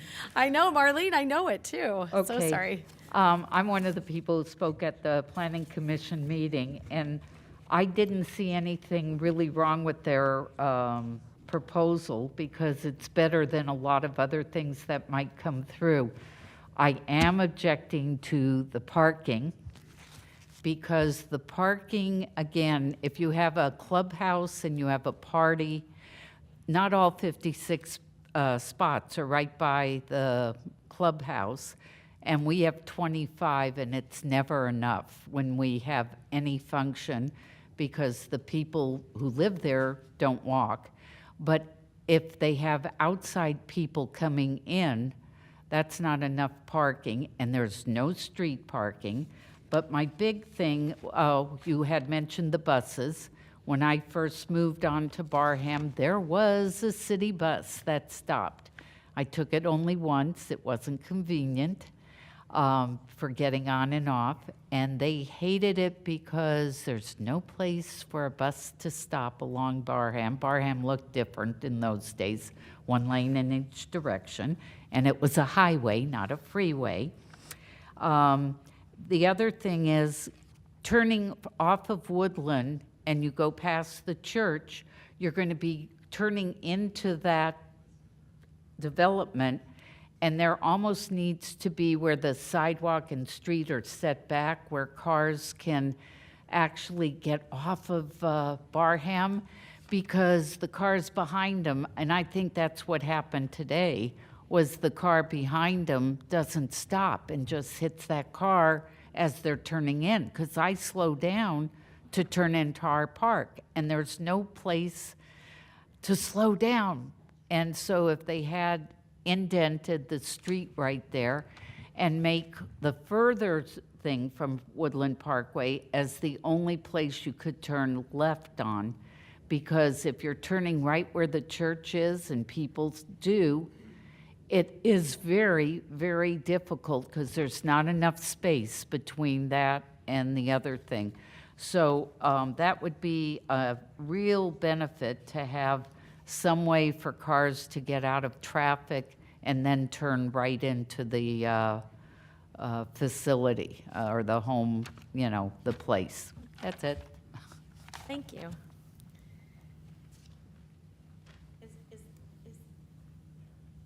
Is there, my darn thing, is there it looks like there's a turn lane in part of Barham between East Lamourie and the Sprinter overpass. It looks like there's a turn lane in there. Is that correct? The center turn lane? Yeah. Yeah, there is a center turn lane. So people coming in left. So people coming in left, yes. And then if you're going out and you want to take a left, not during 4 to 6, right? 4 to 6? Correct. Not during 4 to 6, then you can actually get in that turn lane and then get over if you're going westbound Barham, correct? That's correct, yes. Okay, all right, okay, just one. And I don't think there's any room to actually put a decel lane. I actually live pretty close to this off of La Marie, and there's no, and people tear around that corner and you can actually not even see. And you know, it's, people need to pay attention to what they're actually doing. Unfortunately, that doesn't happen. So we have a motion and a second to close the public hearing. All in favor? Aye. Okay, any noes? No. Okay, all right, discussion. Any other discussion about the project? I don't think so. From the I'll make council? a motion. I would just like to offer that the Simmons projects have been good community partners, and while we're not going to make anything contingent today, I trust they will make a good faith effort to ensure that the units are sold to people that live in our community or want to move to our community, and not put on the market for speculation. And I mean, that's kind of why we have community-based developers, and we look forward to working with them closely and seeing that happen in our community. Thank you. Are you talking about the Hallmark community as partners? Yes, in Okay. general, yes, thank you. Okay. Was that a motion or? I'll make That a was a motion. comment. Okay, okay. I'll make, let me see if, I wrote this out, let me see if I've got this.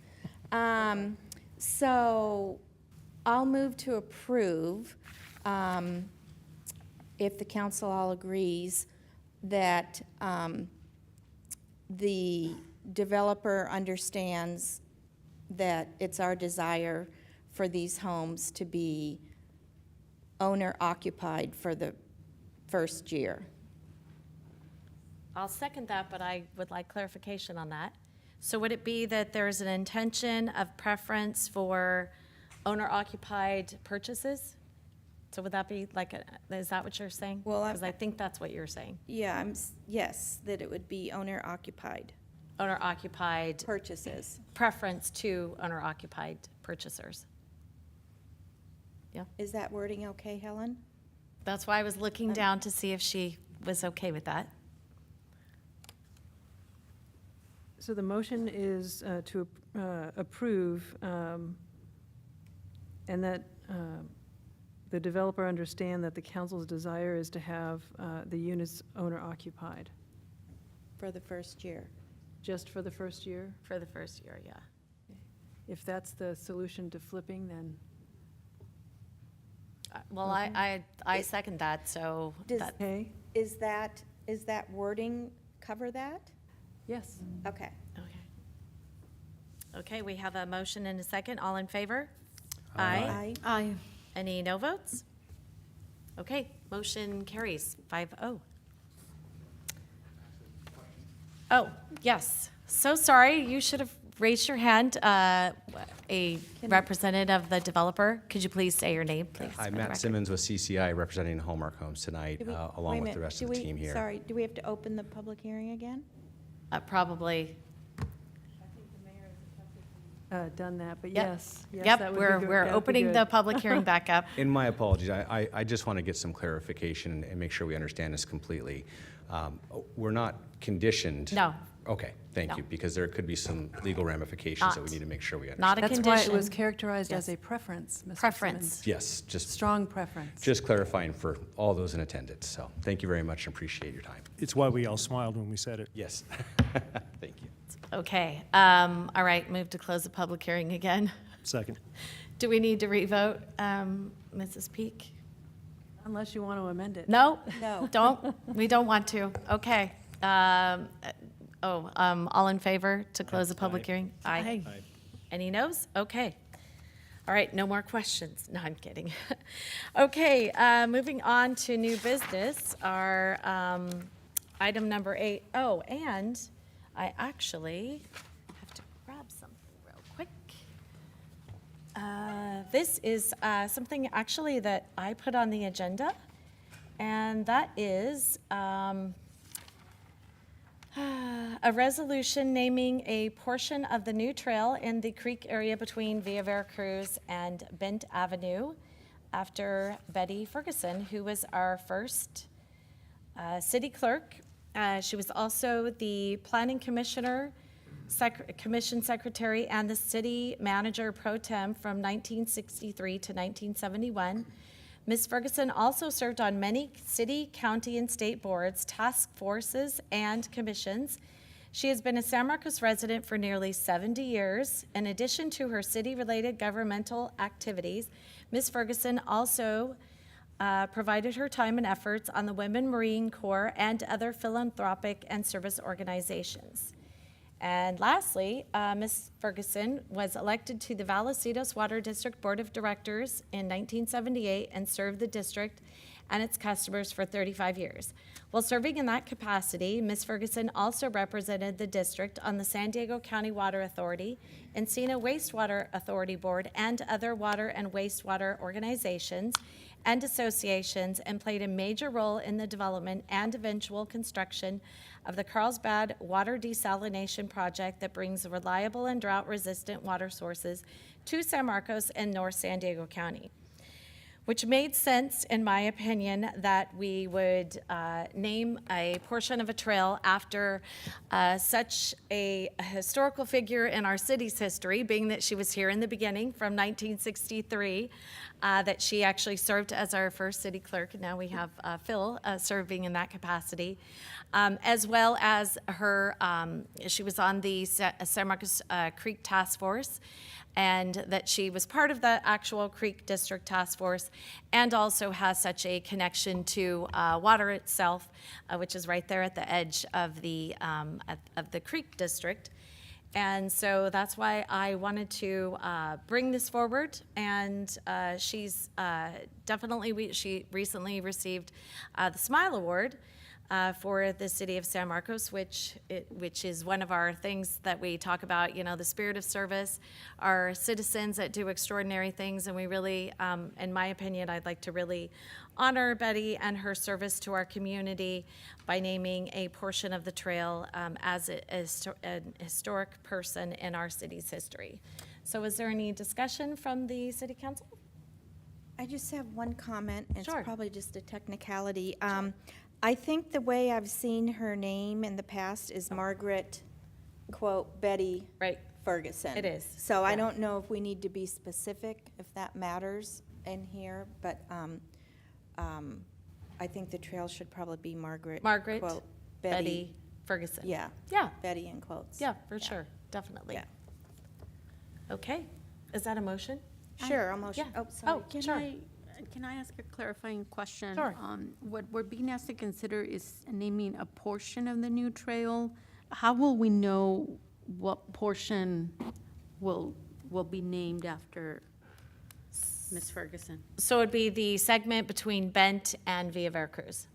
And that's already defined now? Well, it's part of the creek infrastructure project. It's not completed yet. Right. But there will be a trail that goes through the creek, eventually connects up to the trail that'll go up into the west side of the university district. But so that, yeah, it's defined, being designed and constructed as we speak. Right. Oh, and Councilmember Nunez, fun fact, remember the day we were there and the little goats? Mm-hmm. She actually owns that property. So it's actually adjacent. She actually owns a piece of property that's right there next to the trail itself, or the trail will be, the future trail. Thank you for sharing that. Yeah. Okay, any other comments? Oh, I asked you, was that a motion? Yes, motion. All right, motion to approve. I'll second that. Motion and a second. All in favor? Aye. Any noes? Okay. Motion passes. Back to oral communications. I do not have any more speakers. Moving on to reports. Let me find my notes here somewhere in all of this stuff. Okay, Sandag. Let's see, that is, oh, and I mentioned earlier that I'm going to check on the connectors on the 78. I mentioned that a little bit earlier. That just came up today in a discussion with Jack. Anyway, so we were talking about a few things. One of the things was the SR 125 revenue update, which there was a little bit of a faux pas with that. Some of the equipment wasn't working, and then it wasn't connected, so there was a lot of money that was not recouped, or that was not being collected during that time.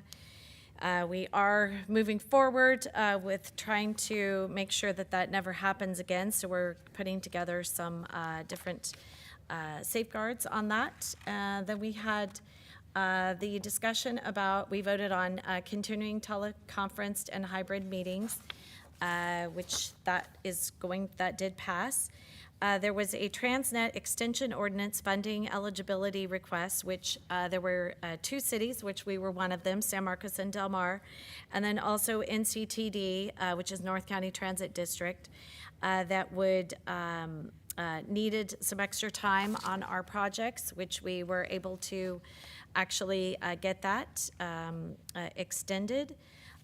We had some other policy advisory committee actions, a lot of different things. And then we also had Bike to Work Day. We're actually, that's going to be May 18th. There are going to be 2 stops at our city. That is going to be here at City Hall. I'm going to be riding my bike, and maybe you other council members can ride your bike that day. Mine is only a beach cruiser, so don't get all excited. It's not one of those 20, I'm exaggerating when I say 20 speeds, but it is. It's a 19th? Buck, is it the 19th? It's a 19th? I wrote the number down wrong? Oh, it's the 19th. My apologies. I actually can't even read my own writing because I do have the 19th. Anyway, the 18th is with the bridge grand opening at Bent Avenue, if you all want to come. Anyway, that's going to be at City Hall, the Bike to Work Day, and then also at Hunter Industries. Thank you, Council Member, for catching me there. Can't read my writing. I guess I should put my glasses back on. And then we had the independent auditor went through a few other things that she's been working on. One of the things that I asked, and I can't recall if I brought this up previously, but there was, we've had some issues with our our credit cards at Sandag, where there have been some questionable sorts of purchases on food and that sort of thing, because we don't really have a policy that's been followed. Not like our city policy. Whenever we've had training sessions and that sort of thing, we'll get pizza. We don't go out and have steak dinners on the taxpayers. We've had, we're very economical with our funds. And so what I asked Sandag, the auditor, to actually do is to provide also information on reimbursements, because we have two policies here at the city, and I think that Sandag, as an agency that has access to taxpayer dollars, when we're spending taxpayer dollars, we need to make sure that we're doing that very economically and not going out and having extravagant dinners. And so I asked for any time any employees have actually been reimbursed, that those are also gone through, so that we can move forward with confidence for our residents that we are actually spending their money wisely, and so we can move forward from this. And then let's see what else. There was one more thing. Oh, gosh. I knew there was something important too. The Criminal Justice Research and Clearinghouse Annual Update. So one of the highlights, I think, of that was our overall crime rate in San Marcos went down from 2020 to 2021. But one of the things that a lot of folks have been talking about a lot lately is that we have these new psychiatrics response teams, PERT teams. They're growing. We've actually hired an additional 70 as of late, and they're teamed up with law enforcement. So they go out whenever there are any situations where we've got folks that are possibly mentally having a breakdown or a situation. We don't want to certainly send them out on their own. We want them to have law enforcement with them so that they're safe. But going out to these dynamically charged situations where they're actually going to be dealing with people that are going through issues. So that's something that's quite notable, that's been happening, and that is something that we're investing in as a county. And other than that, I think that's actually it for me. Okay, moving on. Number 10, League of California Cities. Councilmember Nunez. Thank you, Mayor. We had our last meeting yesterday, May the 9th. We had an extensive report on the bills that the league is watching or taking a position on, and they are trying to refine that list and narrow it down. So they did ask the division to approve the positions on 12 bills. Unfortunately, I couldn't keep up, and I think I was able to identify about 10 of them, not the full 12, so I'm waiting for an email that summarizes the positions and the bills. And then I think as soon as I see that, I think what I would ask is that we look at that list and compare to the list that we have for our city and make sure that we're in alignment.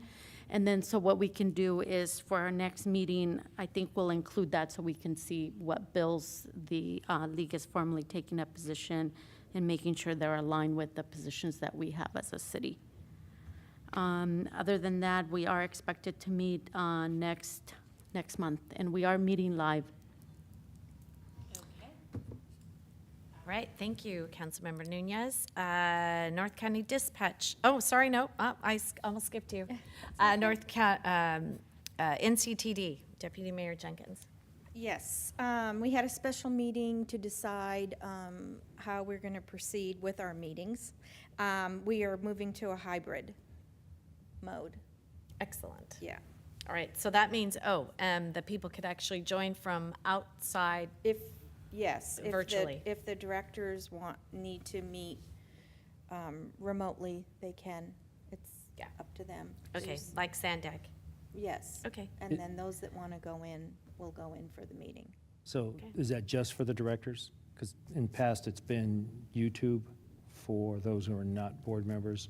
Is this going to be somewhat all-encompassing I believe. with Zoom or Yeah, one I of the believe- formats? I believe, I have to check on that. I believe the public can come. I believe. Through the hybrid mode, so they wouldn't necessarily have to physically be there, but they Correct. could interact. Right. Question, I'd okay. have to check on that. Thank you. Okay, North County, that's it, right? Yes. Okay, North County Dispatch. We don't meet until the 25th. Okay, Clean Energy Alliance, Councilmember Musgrove. We meet at the end of the month. Okay, business visits. I know that someone's gone on something, right?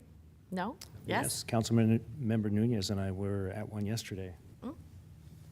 You want point, or you want me to take it? No, go ahead. Okay, we went to a business called Baja Designs. They're down off Normanstrasse as you head essentially west on Mission, where it turns into South Santa Fe just before you get to Vista.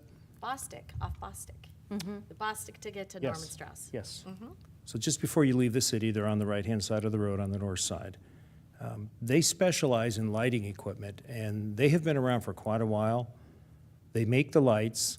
They partnered with another company who made control modules and realized that by partnering with them, you now have a complete package. And they do almost specifically for off-road equipment, but they will do custom work for your average pickup truck, something you may not going to take off into the desert, but if you want some auxiliary lighting.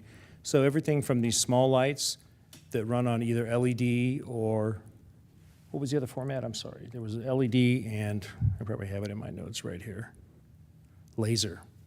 Laser. Yeah, laser. So Wow. very high intensity. That's their logo. They are, they've been down there for quite a while. They're in a 37,000 square foot facility. They have 114 employees.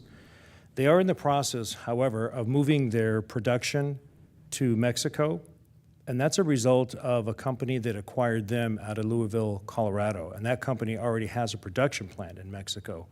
So they're going to move 80% of the production there, but they are going to keep some of the distribution and some of the technical work here in town. It's really, really interesting what they put together. They have everything. They do, like I said, custom work. And a few months ago, we had Seth Quintero in here. We honored him as Mission Hills High School student, straight A student, who completed his leg of the Dakar Rally, set a world record for what he does. He was, at one point, a loyal customer of Baja Designs until, as you know, as things happen, his quality of racing was recognized by the Red Bull team. And when they brought him on as one of their team members, they don't partner with Baja Designs for lighting. So he doesn't carry their logo anymore, but they have really good memories, I would say, Maria? Oh, yeah. Recollections of him. Think of him very highly. We met with Trent Kirby, the CEO, and Christina Villarreal. They were very nice, so we had the CEO and the HR director there to show us around. This is not quite the full shift that we're working. And as you can see, the employees they have there, they kind of run the gamut for a good cross-section of our community. Some of them live in town, some don't, but everybody there seems extremely happy to be working at that location. Yeah, that's it. You can definitely tell that a lot of camaraderie, and it was really nice to hear that a lot of the employees, some of them do live in the city, in Escondido. I think they mentioned Vista and the surrounding cities. So it's really nice to see that that there's a strong presence from residents that are nearby. A lot of strong ties to the community, which is always really great to see. And it seems like they've been growing really rapidly, right? They're thinking about taking over, did he say one of the other buildings? They, when you went into their warehouse, and it is a big warehouse, there is no empty space. And at some point, you could see where the packaging and distribution people were there with techs that were doing the assembly. Everyone had their workspace, but there was no open space between them. But very cohesive. As the products are being finished up, they're being packaged, labeled, and sent out for shipping. And they have loading docks in the back to trucks coming in and taking their product out. So they're doing really well. It's a shame that they'll have to move the production, But that was a corporate decision, not by them specifically, but by the company that acquired them out of Colorado with an existing facility. But they will be shipping the product up here for distribution out of San Marcos. Yeah, no, it was a great visit. I have a question. I visited them years ago. So did I. Maybe we went together. Yeah, we did. I thought they also sold to the military. No mention of that? Maybe They that's did. changed. They did say that they do have some contracts with the military. Okay. They're very specific contracts, though, for only some of the vehicles that they have. So the military has transitioned some of the rapid response and high mobility units into what are essentially military-grade dune buggies, if you will, what you might see out on these racers in the desert. And they need that. And in fact, they did a test with some of their lighting, and with a comparable aftermarket lighting equipment, their range extends out, what they said, what, Maria, 30% further. So when they take these vehicles out in the desert, they saw increases of speed from 80, 85 miles an hour, well above 100 miles an hour. And the vehicles are capable of going that fast, but the reason they are able to do that is because the light broadcast is so much more significant. They can see further out, so they can adjust for terrain and any other hazards. So very, very high quality product. Well, fun fact, I just met one of our past trail commissioners from our Trails Advisory Committee that actually works there. Do you see them in that lineup? I was looking, I don't think so. Well, if you see Councilmember Nunez in the center. I do, I see her. Then Yep. right in front of Councilmember Nunez is Yep. Christina Villarreal. She's a retired Texas DPS state trooper who's found her second life working here as an HR director. Awesome. And to our left, her right, is Trent, the CEO. And there are other managers on site, but when they asked for their employees to come down for a photo op, I mean, you could hear them running down They the look stairs. pretty excited, They actually. loved it. They loved the idea that they were going to be highlighted. I love it, that's awesome. Okay, Creek District, boy, is it, May 18th is coming up. Thank you, Madam Mayor. Yeah, we'll start with the bridge. May 18th is still our date to do a little opening ceremony. I would say that the couple days before May 18th are going to be painful as we pave the connection from the bridge onto Craven. So we'll be putting out a lot of notifications here in the next few days about traffic alerts because it's going to be closed. Discovery will be open to local traffic, but Craven itself will be closed to through for a couple days, and we're taking a rip the Band-Aid approach and deal with some pain but get it done, as opposed to maybe spreading it out over a longer period of time. But that's great that we're getting there, and we can then move seamlessly over to Via Veracruz once that's done. Yeah, you'll still notice the bioretention basins along the Discovery are being constructed. The final paving of the bridge approaches will be this week, be finished. And it's bird nesting season, so we're out there monitoring the birds that are within the job site, but getting ready to move on to the next phase. But it's an exciting time to get this part of it done. It's really exciting. Okay, all right, council commentary. April 30th, May 1st was the Belgian Waffle Ride. Another great event, lots of people eating in our restaurants, staying in our hotels, definitely like that. And it was just, people from all over the world come to ride in that. About between 4,000 and 5,000 cyclists over the 2-day event. And then also there's a component that is on Friday, so a third day, which is the Pavlov ride, and that is for kids with childhood cancer. The Shutterbug component of that, so they help them with a medium to express themselves as they're going through cancer. So, and they pay for a lot of great things for them, with help with their equipment and that sort of thing that they need. And that's two of the sponsors that I know of in San Marcos are the Lost Abbey, which they have done for many years, and then also Spinergy, which is a wheel company, which I can't remember. I went on a business visit. Okay, so it's Councilmember Walton and myself. Another great San Marcos business. They actually were there too. They had a booth and lots of exhibitors that were selling things. A great thing for our city. And I have to tell you, I was at the finish line the first day, which was the actual waffle ride, which is over 140 miles or something like that. Really exciting to be there as they were coming across the finish line, and the excitement. And the first place winner was probably 5 or 10 minutes before the second person. It was unbelievable. I mean, and they left at 7:30, and when they were coming in, they couldn't even stand up when they came off their bicycles because it was so hard. Anyway, it was really exciting to see that here in our city. So really a lot of fun.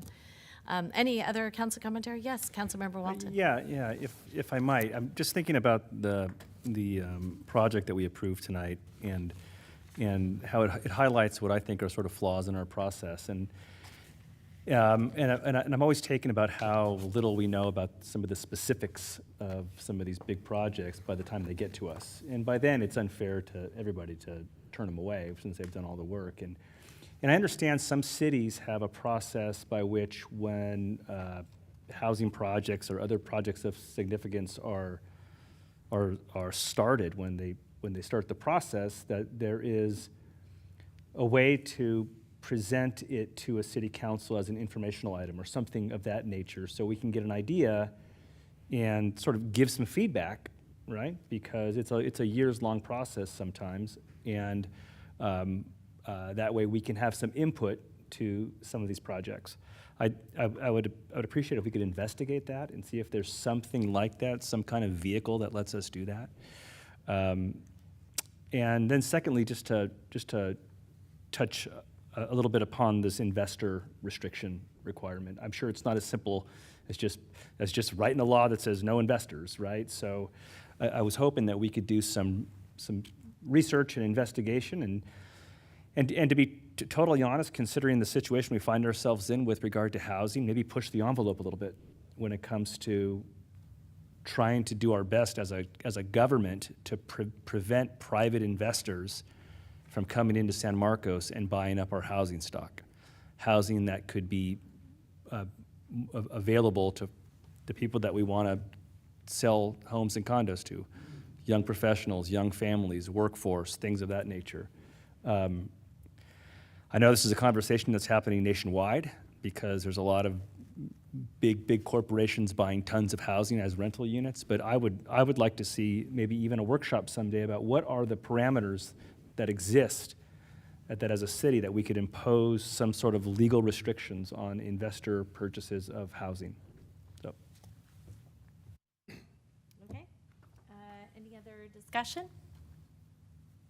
Just a quick commentary. Oh, sure, yeah. This past Saturday, we had I guess you call it a dedication ceremony at Ooh, yes. nearby the duck pond. Wags and Water. Right, Wags and Water at Woodland Park, and it was really nice. It's a partnership with the Vallecitos Water District. There's a water fountain there, but it has a secondary water feeder. So if you're walking by and your dog needs a drink, there's a separate area for them to get water. It's kind of a nice feature.